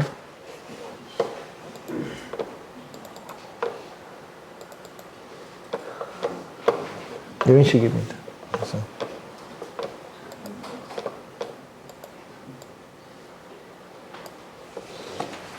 대부분 다 이렇게 짓습니다. 로마네스크하고 비교가 안 될 만큼 어마어마한 구조가 들어가게 되죠. 그리고 로마네스크 건물들은 목조를 기본적으로 해서 하는데 이것은 다 돌로 짓습니다. 그런데 돌을 종이접기 하듯이 짓고 전부 다 그 문양들을 놓게 되고 동상들을 놓게 되고 신앙의 이미지들을 놓게 되고 지금 흐려서 그러는데 이 가운데 있는 모든 창들은 스테인드 글라스로 만들어집니다. 그러니까 이것이 참으로 다 상징적 의미들이 있어요. 이 높은 첨탑들은 하늘을 향해서 상승하려고 하는 인간의 신앙적 갈망을 이야기를 해요. 영적 갈망이에요. 갈망을 이야기하고 이 스테인드, 아름다운 스테인드 글라스는 하늘에서 인간에게 내려오는 하나님의 은총을 상징하는 빛들이에요. 그러니까 이 빛들이 아름다운 형형색색의 유리창을 통과해서 들어오면서 우리에게 아름다운 색으로 오는 거죠. 무지개 색으로 오는 거죠. 그래서 노아의 홍수 때 홍수로 세상을 멸망하고 하나님의 무지개를 보여주고 무지개를 보았을 때 홍수가 오지 않는다는 따뜻한 기후가 오고 다시는 내가 멸망되지 않는다는 그 평강을 무지개에서 찾았듯이 평안함을 무지개에서 찾았듯이 스테인드 글라스는 이러한 무지개 색깔들을 하늘에서 내려오는 빛이 나에게 다가오는 평안의 색으로 다가올 수 있도록 그냥 맨유리창이면은 이것저기 그 뜨거워서 못 보잖아요. 그냥 스테인드 글라스를 통해 가지고 들어오는 빛은 하나의 예술 작품이면서 천상에서 인간에게 다가오는 그런 빛들을 상징합니다. 그리고 기본적인 돌 재료는 인간의 본성을 의미를 해요. 우리는 이런 존재예요. 그런데 이렇게 조각되고 그뿐 아니라 하늘에서 나오는 빛을 가지고 있고 우리는 기본적으로 하늘을 향해 상승. 요 구조가 기본적으로 다 프레임으로 돼 있어요. 그래서 고딕식은 그렇게 짓는 겁니다. 고딕식 건물은 그렇게 짓는 거예요. 그래서 이 스테인드 글라스에서 가장 유명한 건물은 프랑스 파리에 있는 노틀담 대성당의 스테인드 글라스죠. 역사에서 가장 아름다운 스테인드 글라스다. 그렇게 됩니다. 그래서 노틀담 가면은 고딕식 건물을 보려고 하지 마시고 고딕식 건물 어디든지 그래요. 특히 스테인드 글라스에 집중해서 보면 됩니다. 그래서 이 서유럽 부분은 초기에 아까 보여드렸던 로마네스크 건물에서 고딕식 건물로 가버립니다. 저 고딕식 건물은요, 크기는요, 예를 들면 여기서 여기가 100m가 넘는 게 많습니다. 고딕식들이. 많은 고딕식 건물들은 대부분 100m가 넘습니다. 공사 기간은 짧게 20년 정도에서 길게는 100년이 넘기까지도 합니다. 그러니까 공사를 처음 시작한 사람은 자기 대가 끝난다고 거의 생각을 안 해요. 이게 계속 이어지다가 또 재정이 마련되면 그 다음 세대가 해서 마침내 완공을 시키는데 1200년대에서 1400년대, 1500년대까지 200~300년 동안에 200개 이상이 넘는 거대한 고딕교회가 아까 수도원이 막 곳곳에 세워졌다면 이제는 수도원에서 이런 고딕교회 시대로 중세 후반기에는 바뀌게 됩니다.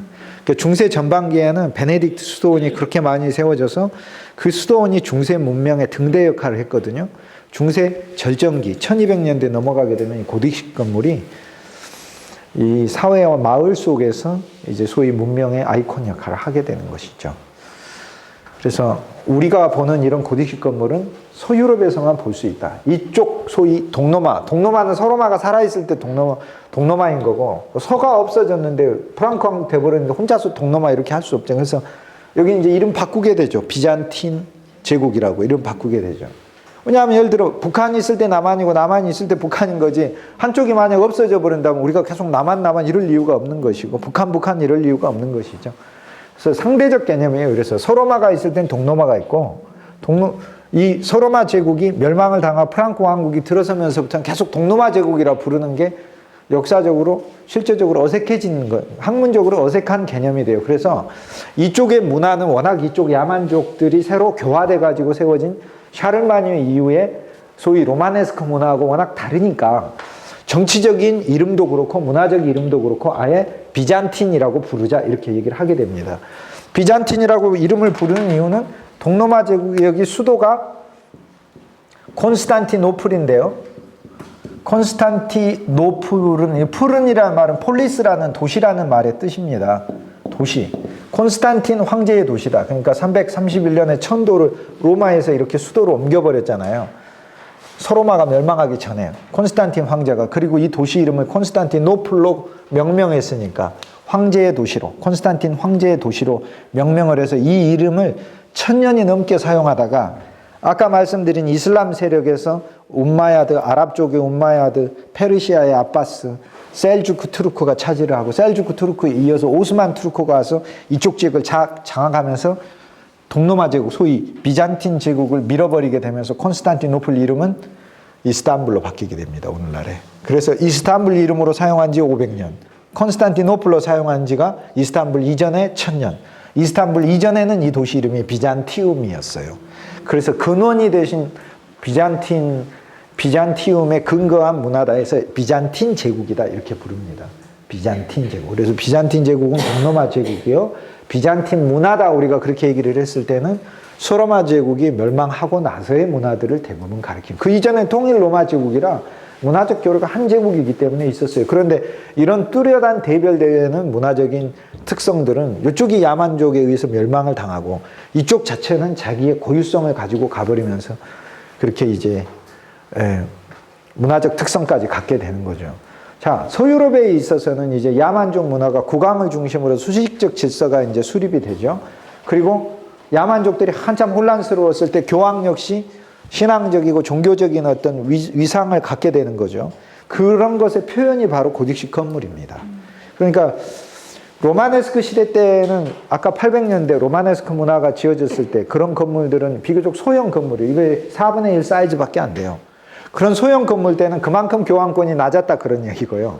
그만큼 왕권이 여러 시기에 있어서 공식적인 큰 제국이 되지를 못했다 그런 얘기고 1200년대에 있어서 이런 고딕식 건물들이 크게 등장한 거는 무슨 시대가 됐다는 걸 가르쳐요. 교황의 시대가 됐다는 걸 가르쳐요. 그래서 중세 1000년이 다 교황의 시대가 아니고 1100년부터 1300년까지 한 200년 정도만 교황의 시대입니다. 그때만 교황이 전적으로 왕노릇 했다. 뭐 이렇게 얘기할 수 있어요. 1000년간이 아닙니다. 그리고 1000년간 중세교회가 부패한 것도 아니에요. 그래서 중세에 대해서 잘 모르는 사람들 중세 1000년을 너무나 좀 무지하게 생각하는데 그렇지 않습니다. 중세 1000년은 우리 자체를 복사해서 보여주는 하나의 전체 한 그림이에요. 우리가 시작이 야만적으로 시작하고 우리 인생의 자체가 이 신앙과 지식을 만나서 교화가 되듯이 이렇게 바뀌는 그 과정을 이야기를 하고 또 한때는 우리의 소박한 성을 쌓다가 점점 이제 뭔가 많아지게 되면은 이런 엄청난 소위 자신의 갈망을 가진 엄청난 성을 쌓고 마침내는 이제 이것조차도 무너지는 그 파국을 맞는 게 그게 중세예요. 그래서 한 인간의 역사도 한 인간의 인생처럼 전체를 보여주고 있어요. 그러면서 새로 탄생하는 거예요, 또. 종교개혁에서. 그래서 아파트 60평에서 살고 그럼 뭐합니까? 하루아침에 다 날아가 버리고 24평짜리로 눈물 흘리면서 왔지만 새로 태어나면 그것도 행복한 거예요. 딴 사람 얘기하는 게 아니고 지금 제 얘기하는 거예요. 제 얘기. 네. 그래서 비잔틴 문화는 전혀 다릅니다. 그런데 비잔틴 문화는 너무 불쌍하게 보지 마세요. 행복해요. 얼마나 행복한데. 저는 네. 아니, 원래 청소하기 싫어서 좁은 데로 가신 거죠? 아니요. 아닙니다. 네. 가슴 아픈 사연들이 있습니다. 네. 말로 할 수 없는. 네.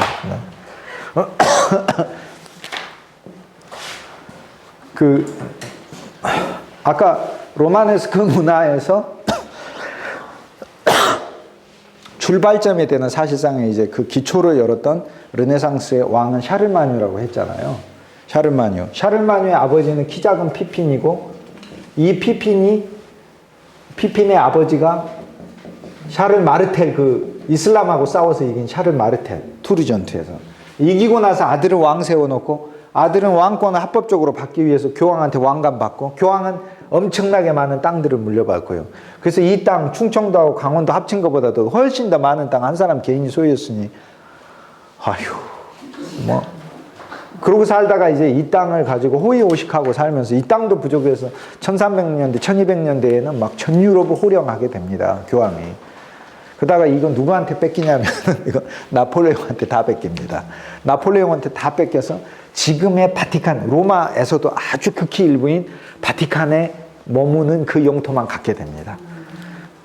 나폴레옹이 막 교황 가둬두고 막 발로 차면서 네가 교황이야? 난 나폴레옹이야. 막 이러면서 나폴레옹이 무너뜨린 게 한두 개가 아니에요. 스페인 무너뜨려가지고 남미가 독립해버렸잖아요. 프랑스 무너뜨렸죠. 오스트리아하고 독일 신성 로마 제국 무너뜨려버렸죠. 신성 로마 제국이 1300년대부터 600년을 계속 갔는데 나폴레옹에 의해서 무너져 버렸어요. 나폴레옹에서. 그러니까 나폴레옹은 후반부에 뭐 나폴레옹 얘기 지난 학기 때 하기는 했는데 할 수 있을지 모르겠다. 조금 더 빨리 진행할게요. 자, 이 비잔틴 제국의 문화를 시작한 사실상 효시가 되는 사람은 유스티니아누스 황제예요. 제가 지난 학기에 유스티니아누스 황제와 그 아내 데오도라에 대해서는 얘기를 했기 때문에 얘기하지 않겠습니다. 여기서는. 없는 것은 책 사서 읽도록 하세요. 책 사서 읽도록 하세요. 꼭 책 사세요. 선물할 때도 제 책을 선물하세요. 한 권이라도 팔아야 돼요, 지금. 눈에 복이 올랐어요, 지금. 3년간 아무 말 안 하고 다녔더니, 제가 생각한 대로 하면 10세까지 팔려야 돼. 3세까지밖에 안 팔려서. 네? 뭐라고요? 그 쉬워요. 거기 그 부분만 읽어보시면 좋아요. 그래서 500년대부터 550년까지 시대를 호령했던 그 황제, 유스티니아누스 황제. 그 아내는 테오도라인데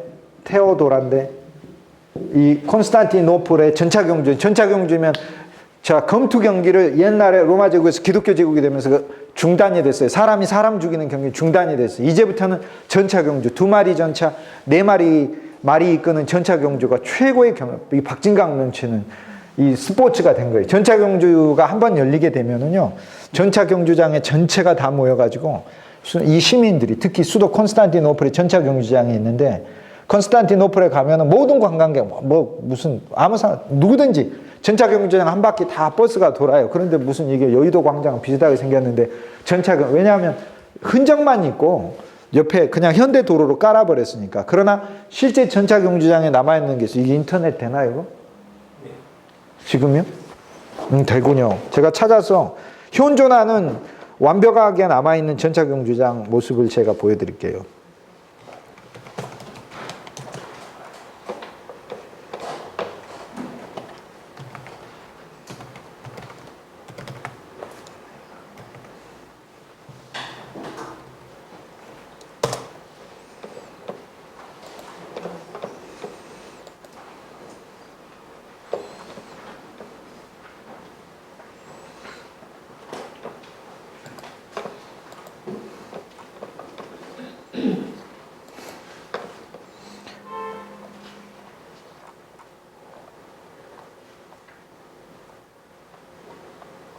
기둥들이죠. 건물 지을 때 고린도 양식들이죠. 위에 화관을 두었고요. 항상 아치가 중요합니다. 건물에 있어서는. 보세요. 이 전차경주장이에요. 뒤에 잘 보이시나 모르겠습니다만 이게 앞에 이쪽만 불을 하나 꺼볼까요? 이제는 가운데도 하나 꺼볼까요? 말이 나왔어요. 이쪽에도 똑같이 생겼어요. 이게 전 세계에 한 2개 정도밖에 안 돼요. 이거 완벽하게 보존이 되는 데가. 이게 안 돼요. 콘스탄티노플은 이거 아무것도 없어요. 도로 깔아가지고 버스 다니고 있어요. 그러니까 이게 알 수가 없어요. 전차경주. 로마에 있는 전차경주장도 전차경주장 흔적만 있지 이게 없어요. 관중석까지는 완벽하게 보존된 전차경주장을 세계에 2군데 정도밖에 안 되는데 한 군데가 어디냐면 이게 터키인데 여기 아프로디시아스랍니다. 아프로디테 여신의 이름을 따서 만든 아프로디시아스 여기만 있어요. 근데 여기 가기가 어려워요. 잘 안 가려고 해요. 여행사 절대 안 가려고 그래요. 모르니까 안 가고 가기도 복잡하니까 안 가려고 그래요. 근데 저는 여기 반드시 가요. 유일하거든요. 이렇게 완벽한 건 사실상 유일하거든요. 전차경주. 관중석까지 다 있어요. 터키를 가시면 여기 꼭 가셔야 돼. 사실상 이거 보러 가야 돼요.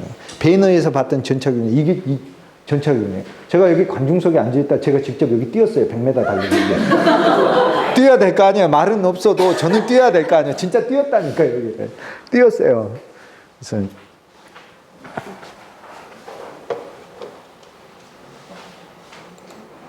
딴 얘기하면 안 되는데.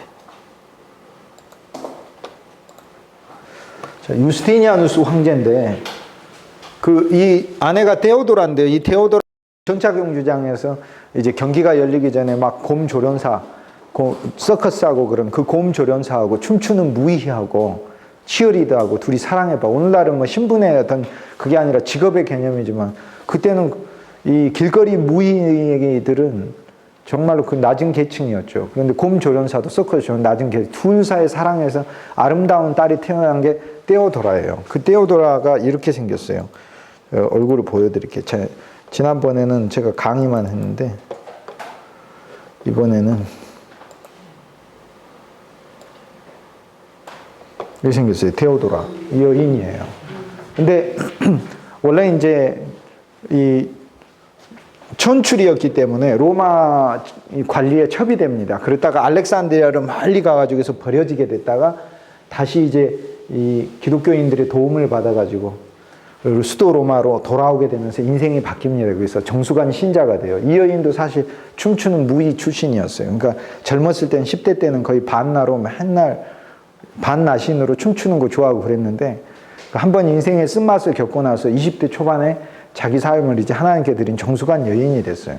그때에 이 전차 경주자의 옷을 지어서 납품하는 그런 여인이 된 거예요. 전에는 춤추는 무희였다가 그런 일을 하다가 이 전차 경주가 그렇게 엄청난 그 큰 스포츠이면서 국가의 중대 정치적인 거하고도 연관이 돼 있었어요, 당시에. 그래서 이쪽 정치 녹색당, 청색당이 있어서 콘스탄티노플 안에 동로마 비잔틴 제국 안에 이 전차 소위 어떤 그 큰 인기를 얻고 우승을 많이 하는 그런 그 정당이 백성들에 의해서 큰 지지도 받고 이게 국왕의 입장에서는 이것이 또 국민들을 매니지하는 한 방식이기도 하고 그랬습니다. 그래서 그 굉장히 중요한 행사예요. 백성들을 즐겁게 하고 국민들이 전차경주 그 서비스에 국가가 여러모로 지원을 하고 이런 것들 지어주고 하고 그러는 것들이.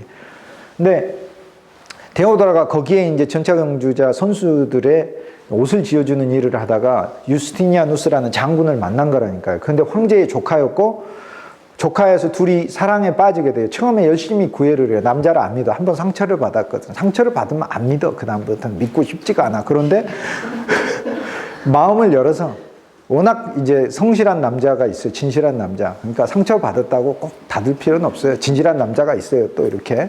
그래서 결국 둘이 사랑에 빠져가지고 이제 하는데 신분의 차이 때문에 결혼할 수 없어서 삼촌 황제에게 부탁을 해서 신분 그 관련된 법까지 바꾸면서 결혼합니다. 결혼하니까 얼마 되지 않아가지고 이 520년에 결혼하는데 결혼하고 나서 522년에 결혼하군요. 결혼하고 2년 후에 부황제로 승격을 해요. 황제가 건강이 안 좋으니까 네가 황제라면서 또 전군 사령관이었어요.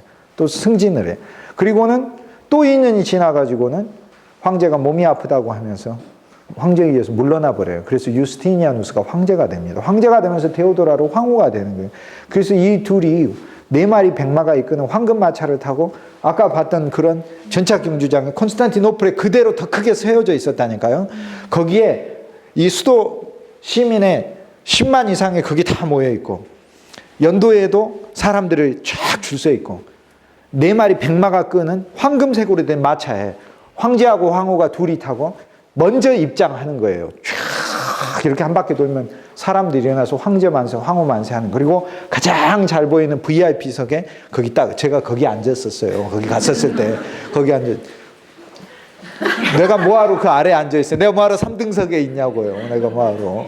지금 쫓겨나지도 않는데 누가 나를 쫓겨내겠어요. 그래서 그 황제석에 딱 앉아서 그때 데오도라가 가진 게 내가 이렇게 잘났다 그게 아니라 나 춤추는 무희들을 보면서 자기가 거기에서 올라왔거든. 그래서 내가 여기 이 자리에 온 것은 하나님께서 나로 하여금 앉게 하신 것이다. 이게 보통 마음이 아니에요. 그러니까 세상의 졸부들은 어리석게도 그런 걸 얻게 되면 남 무시하는데 자기 재력을 사용하고 권력을 쓰지만은 데오도라는 진짜 그렇지 않았어요. 자기가 가진 황실의 모든 돈을 가지고 최고의 자선 사업을 한 서로마 동로마를 다 합쳐서 천년 역사의 최고의 황후였었어요. 가장 따뜻한 마음을 가진 여인들. 그래서 그 장녀로 팔려간 모든 여인들을 다시 왕실의 돈을 써가지고 되사오기도 하고요. 제국에 있어서 사창산업을 근절시키기 위해서 시골에서 이제 흉년 들고 그러면은 도시에 있는 포주 남자들이 가가지고 돈 몇 푼에 그 젊은 소녀들을 사와가지고 밥 주고 길러가지고 그 창녀로 이제 부려먹고 그랬거든요. 그러면서 이제 빚이 어마어마하게 쌓여가는 거예요. 이 빚이 너무 커지니까 나중에 그 사슬에서 못 벗어나는 거예요. 우리나라하고 그 비슷해요, 그거. 신문에서나 똑같아요.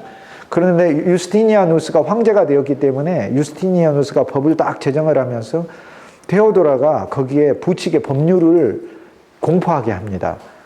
사람을 사면 처음에 산 가격만 갚으면 풀려나게 하고요. 이것에 어긋나게 되면 무조건 처형을 해버렸어요. 포주들을. 그래서 이 포주들의 엄청난 반발에 부딪히게 되죠. 이 기득권 부자 세력들의. 그들의 암살 위협도 처하게 되고 그들이 이제 황후에 대해서 어마어마한 또 험담도 하게 돼요. 그런 일을 하게 돼요. 그리고 로마 제국에서 지금까지 여기 비잔틴 제국이 훨씬 부대합니다. 지금 530년대 얘기하고 있는데 여전히 이쪽에 프랑크 왕국은 지금 성장하고 이제 미미하고 야만족티 아주 그냥 너무나 강력하게 풍기고 있던 시대에 비잔틴 제국은 상황이나 문명 자체가 틀렸어요. 그래서 그런 상황에서 이제 수많은 이제 교회 건물들을 짓게 되고 대건축 역사를 하게 되고 이 아까 보았던 그런 전차 경주장들도 새로 보수해 가지고 하게 되고 또 로마 역사에서 처음으로 여성들이 재산을 부모로부터 아들처럼 상속받을 수 있는 법을 넣습니다. 세계 역사에서 처음이에요. 인류 역사에서. 남자처럼 똑같이 취급받을 수 있게 하고 여성을 살해했을 때 남성이 받는 벌은 남성이 여성을 살해하고 여성이 남성을 살해했을 때 받는 처벌이 서로 틀렸어요. 남자가 여자 죽였을 때 가벼웠었어요. 그러나 그거를 법을 똑같이 법률을. 그래서 그런 면에서 이제 사회적에서 어마어마한 기여를 했는데 이 여인에 의해서 세워진 세계적인 건물들이 참 많아요. 그 중에 하나가 바로 이 성소피아예요. 보스포러스 해협에 가면은 이제 성소피아가 있습니다. 근데 이 성소피아에서 아셔야 될 것은 자, 나중에 이 비잔틴 제국이 이슬람의 오스만 투르크 가서 멸망시켜 버리죠. 성소피아가 너무 아름답거든요. 그래서 이게 지어진 게 532년부터 537년까지 원래 있었는데 작은 건물을 크게 확장한 거예요. 이 크게 확장한 이 교회당을 이슬람이 접수를 해서 사원으로 씁니다. 그래서 그때 미나렛을 나중에 넣습니다. 그러니까 1453년에 멸망을 시켰으니까 세워진 것은 537년에 완공이 됐거든요. 532년에서 5년 동안 해서. 그러니까 1000년이 지나가지고는 저기는 이제 사원을 이슬람 사원으로 바뀌어버려요. 그래서 그때 이슬람이 미나렛을 이렇게 4개를 세워놨어요. 그러니까 원래 처음에 지어진 건 없어요. 이슬람 사원의 권위는 미나렛의 숫자로 이야기합니다. 최고가 6개죠. 카바의 1개를 더 세워가지고 7개로 알고 있어요. 그리고 이 건너편에다가 나중에 이슬람이 또 푸른색으로 된 블루 모스크라는 걸 딱 세우게 됩니다. 그래서 블루 모스크하고 성소피아하고 둘이 이렇게 이 보스포러스 해협을 마주보고 있는데요. 이쪽에 건너편에 이제 아시아가 있고 이쪽에 에게해 그리스 지중해로 이렇게 나가고 있죠. 세계적으로 진짜 아름다워요. 그래서 터키 가면 여기서 배 타고 이게 다 돕니다. 이렇게 돌아요. 그래서 배에 앉아가지고 졸지 마시고 옆에를 다 살펴보면서요. 제가 이거를 모형을 사가지고 4개를 확 꺾었어요. 이렇게 복원하려고 모형을 사가지고 꺾었다니까. 모형사에 있는데 꺾었다가 아차 싶더라고요. 이것도 역사의 한 부분이니까. 그래서 접착제 사다가 다시 붙여놨어요. 그래서 다시 회복하기 위해서 꺾었다. 그런데 이게 이제 모슬렘 사원인데 모슬렘 사원이 중지되는 걸 이슬람에서는 견딜 수 없어요. 그런데 이슬람의 그 오스만 투르크가 나중에 1차 대전 참전해가지고 멸망해버리고 그 젊은 이 청년 장군 아타투르크라는 장군이 이 소위 혁명을 일으켜요. 그래서 터키의 이승만이라고 할 수 있는 아타투르크 대통령이 1930년대에 원래 교회이기 때문에 이슬람 사원은 박물관으로 해서 오늘날 모두가 들어갈 수 있게 했어요. 이건 대단한 사건이에요. 그러니까 이슬람 출신의 대통령이 이슬람 사원을 박물관으로 해서 크리스천 교회로 복원시키게 해주고 이 서방 세계가 올 수 있게 해줬다는 것 자체가 대단한 사람이에요. 그런가요? 그래서 이제 교회로 세워졌습니다. 그 안에 내부는 이게 55m 높이니까요. 건물 10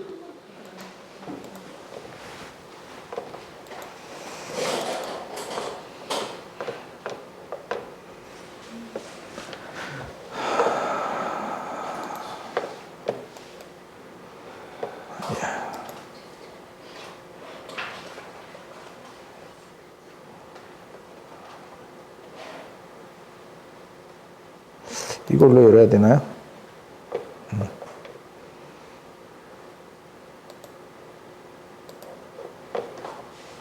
이 안에는 이렇게 돼 있어서 여전히 이제 그 이슬람 문양들이 남아 처음 지어졌을 때는 없었죠, 이게.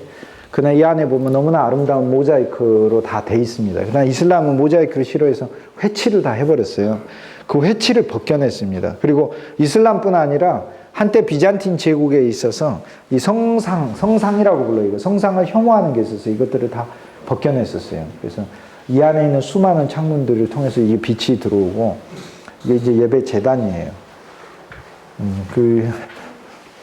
자.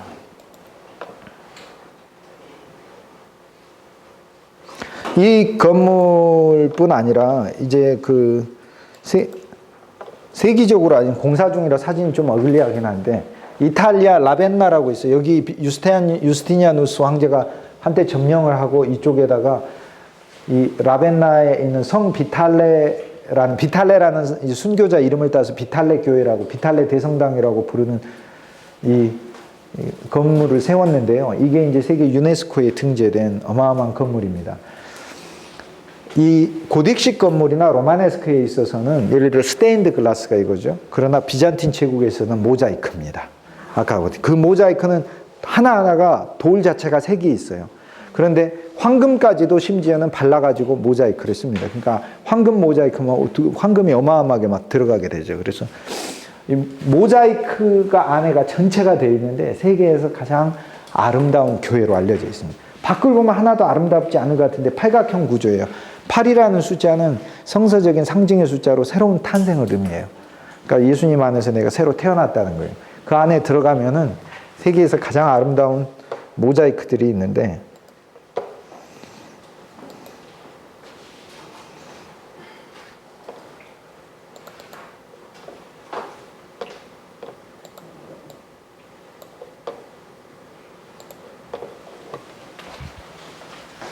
잘 안 보이시겠지만은 이제 맨 위에 지붕 위에 어린 양이 있어요. 그래서 어린 양이 그리스도를 얘기하고 동그란 원이 있는데 이것은 우주를 가리킵니다. 그리스도가 앉아 있어서 우주의 통치자를 이야기하고 손을 이렇게 내밀고 있는데 끝에는 면류관이 있어요.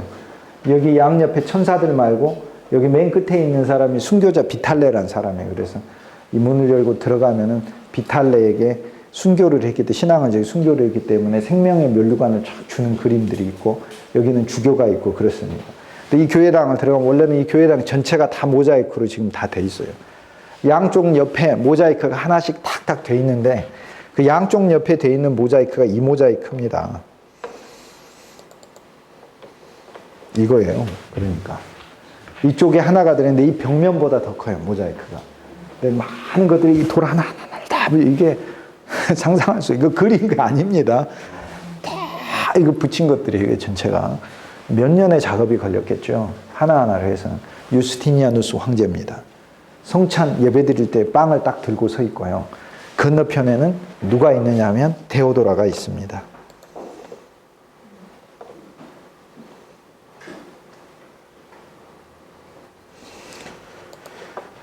건너편에는 테오도로가 있습니다. 그래서 이거 뭘 상징하냐면 교회당 안에로 탁 들어갔을 때 한쪽에는 황제가 한쪽에는 황후가 성찬을 할 때 있는 빵하고 포도주를 딱 들고 하나님을 경배하는 모습으로 딱 서 있는 거예요.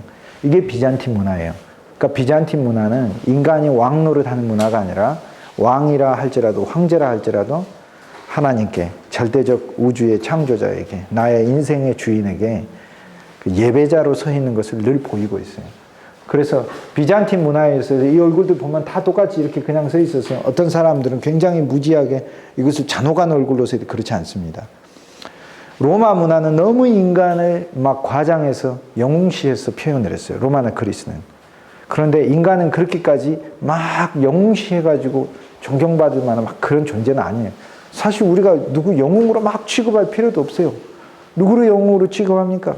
그 사람 앞에서 누가 손 올리면은 100만 명씩 뛰고 다니고 한 그 100만 명이 다 비정상인 거죠. 인간이 그렇게 연약한 존재인 거예요. 누구 보고 막 환영하고 누구 보고 막 쫓아다니고 막 그럴 필요도 없는 거예요. 신앙적인 사람한테도 그런 거예요. 그렇게 쫓아다닐 사람은 그리스도 외에는 없어요. 근데 그리스도도 그렇게 쫓아다니는 거 별로 안 좋아하셔요. 친구로 지내고 교제하고 내 안에서 생명되기를 원하시는 거지 그렇게 막 사람에게 숭배받는 거 그렇게 원치 않으셔요. 비잔틴 제국에 있어서는 인간은 경배의 대상이 아니라는 거예요. 그래서 인간을 그릴 때 인간은 모든 얼굴을 표준으로 그려요. 다 똑같다는 거예요. 실은 황제라 황후라 할지라도 황후의 얼굴을 더 아름답게 안 그립니다. 그리고 코는 길게 그립니다. 무엇을? 냄새를 맡아야 하는데 영적 냄새를 맡기 위해서. 귀를 크게 그립니다. 귀는 하나님의 음성을 크게 들기 위해서. 전부 다 눈이 큽니다. 원래 이 인종이 눈이 큰 인종이 아닙니다. 일부러 눈을 크게 합니다. 그것은 광명한 빛을 보기 위해서 그래요. 그리고 어떤 그림에서든지 그림자를 안 넣습니다. 그림자는 인간의 어두움을 상징하거든요. 모든 인간은 사실상 밝음 아래에 있다는 거예요. 그리고 이들의 입은 다 작습니다. 다 다물고 있습니다. 우리는 늘 하나님 앞에 침묵하고 자기주장하지 않는 자라는 것을 나타내는 거예요. 다 영적인 언어들이에요. 아까 고딕식 건물이 언어들이지 이것은 다 언어들이에요. 전부 다 언어들이에요. 일부러 그림자도 넣지 않아요. 사람의 얼굴은 과장해서 크게 그리지 않습니다. 그러나 팔은 굉장히 길게 그립니다. 왜냐하면 우리가 뭔가를 더 갈구하고 받아야 되는 존재이기 때문에 그래요. 그래서 이 자체에 예를 들면 어떤 점점 더 이제 더 진해져요. 그래서 눈은 점점 더 크게 그려서 광명한 빛을 보게 하고 귀도 크게 그려서 음성을 그러나 입은 더 점점 더 작아지게 합니다. 코는 점점 길어지게 해서 하늘의 냄새를 맡게 하고 입은 자신의 말과 주장을 하는 건 적게 하기 위해서 그렇다고 해가지고 어디에나 다 있는 그 그림자를 없어요. 그리고 또 하나 알아야 될 것은 이것은 그림이 아니에요. 아이콘이라는 거예요. 아이콘이라는 것은 무슨 의미냐면 이 그림을 통해서 말하고자 하는 걸 말하는 거예요. 그러니까 우리가 사실주의적 회화에 매몰돼 가지고 보여주는 것이 진짜인 줄 아는 거에 현혹되어 있으니까 거기서 비잔틴 예술을 보면은 아무것도 안 보이는 거예요. 그러니까. 근데 비잔틴 예술은 보여주는 걸 말하려고 하는 게 아니라 상징적 언어들이에요. 하나하나가. 그러니까 이걸 통해서 보이지 않는 걸 보라는 얘기예요. 보이지? 그럼 황후 얼굴 별로 안 예뻐. 이보다 훨씬 아름답게 그릴 수 있는데 이렇게 그린 이유가 있어요. 황후조차도 입을 다물고 입을 작게 하고 코 다 이렇게 그린 이유는 뭐냐면은 하나님 앞에 이렇게 서 있어야 되는 존재라는 걸 가르쳐주기 위해서 그런 거예요. 그러니까 이것이 일면에 있어서는 행복한 거예요. 굉장히 행복해요. 우리는 내가 어떤 막 명령하는 존재에 섰을 때 행복하다고 생각하지만 명령 받는 존재 아래서는 얼마나 괴로웠었습니까? 그러나 모든 인간이 하나님 앞에서 이게 일종의 영적 평등이 안에 들어가 있어요. 놀라운 그림이에요. 그리고 삶에서 막 부딪히는 이것이 진짜가 아니라는 걸 말해주는 거예요. 고난이나 막 이런 것들이 여기에는 없어요. 어둠이. 그러니까 행복하고 좋아요. 참 행복하고 좋습니다. 사실상 인간관계에 있어서도 그늘이 없는 사람을 만날 때 우린 참 좋잖아요.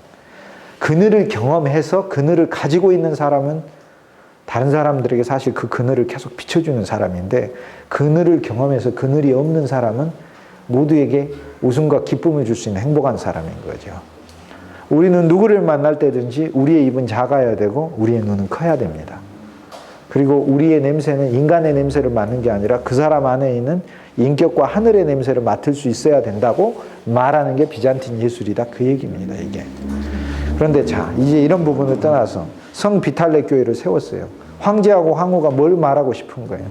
한 개인이, 한 평민이 성당문을 다 교회 당문을 열고 들어갔을 때 양쪽에는 황후조차도 떡과 포도주를 탁 들고 우리나라 같으면 옆에서 종시키고 가만히 뒷짐지고 있을 텐데 앞에 이렇게 딱 들고 종처럼 들고 이렇게 서 있는 그 모습이 세상을 통치하는 세상을 소유하고 군림하고 있는 나 황제가 그런 군림이 아니라 나조차도 하나님 앞에서 똑같은 사람들과 함께 서서 예배하는 존재라는 것을 보여주고 있는 거고 앞에 딱 들어갔을 때 우주를 통치하고 계시고 앉아 계시는 그 그리스도가 이 신앙의 정절을 지킨 순교자에게 생명의 면류관을 주는 그 그림을 통해서 본질적으로 이 세상에서 너무 매몰돼 가지고 우리가 사는 우리로 하여금 우리를 맑은 세계로 이끌고 가고 있다 이 말이에요. 그러니까 이 그림 안에서 매몰돼서 보이는 것으로 들어가게 하는 게 아니라 그림을 통해서 보이지 않는 초월적 세계로 우리를 이끌고 가고 있기 때문에 비잔틴의 모든 회화들을 우리가 뭐라고 부르냐면 포트레이얼이라고, 그림이라고 부르지를 않고 아이콘이라고 불러요. 아이콘. 이건 중요한 거예요. 다 아이콘이에요. 자, 아이콘이라는 말은 어디 쓸 수 있냐면 이 얘기만 하고 마칩니다. 컴퓨터 딱 이렇게 열면 아이콘들이 있어요. 딱 클릭하면 프로그램이 뜹니다.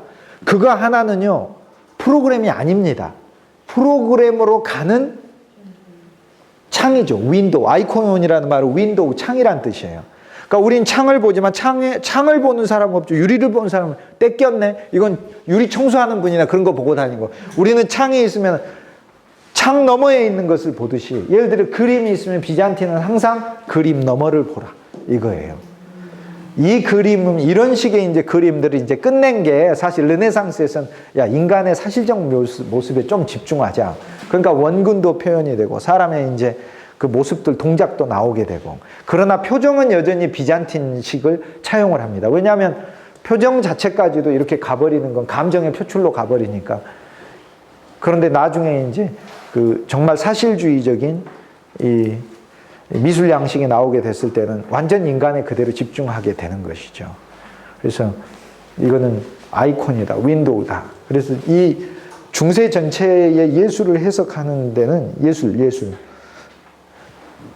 그림, 건축을 해석하는 데 있어서는 그 당시의 세계관과 안경을 가지고 봐야 하는 거지. 오늘날 우리식의 개념으로 보면은 그건 이해가 안 되는 그림들인 거예요. 너무나 이 사람들이 예술적인 어떤 그런 게 없어서, 예를 들어 무슨 미노아의 세 여인들처럼 고대 아펠레스가 그렸던 그런 알렉산더 대왕의 그런 모습들처럼 무슨 미켈란젤로의 그런 재능이 없어서 비잔틴 예술가들이 그렇게 그린 게 아니에요.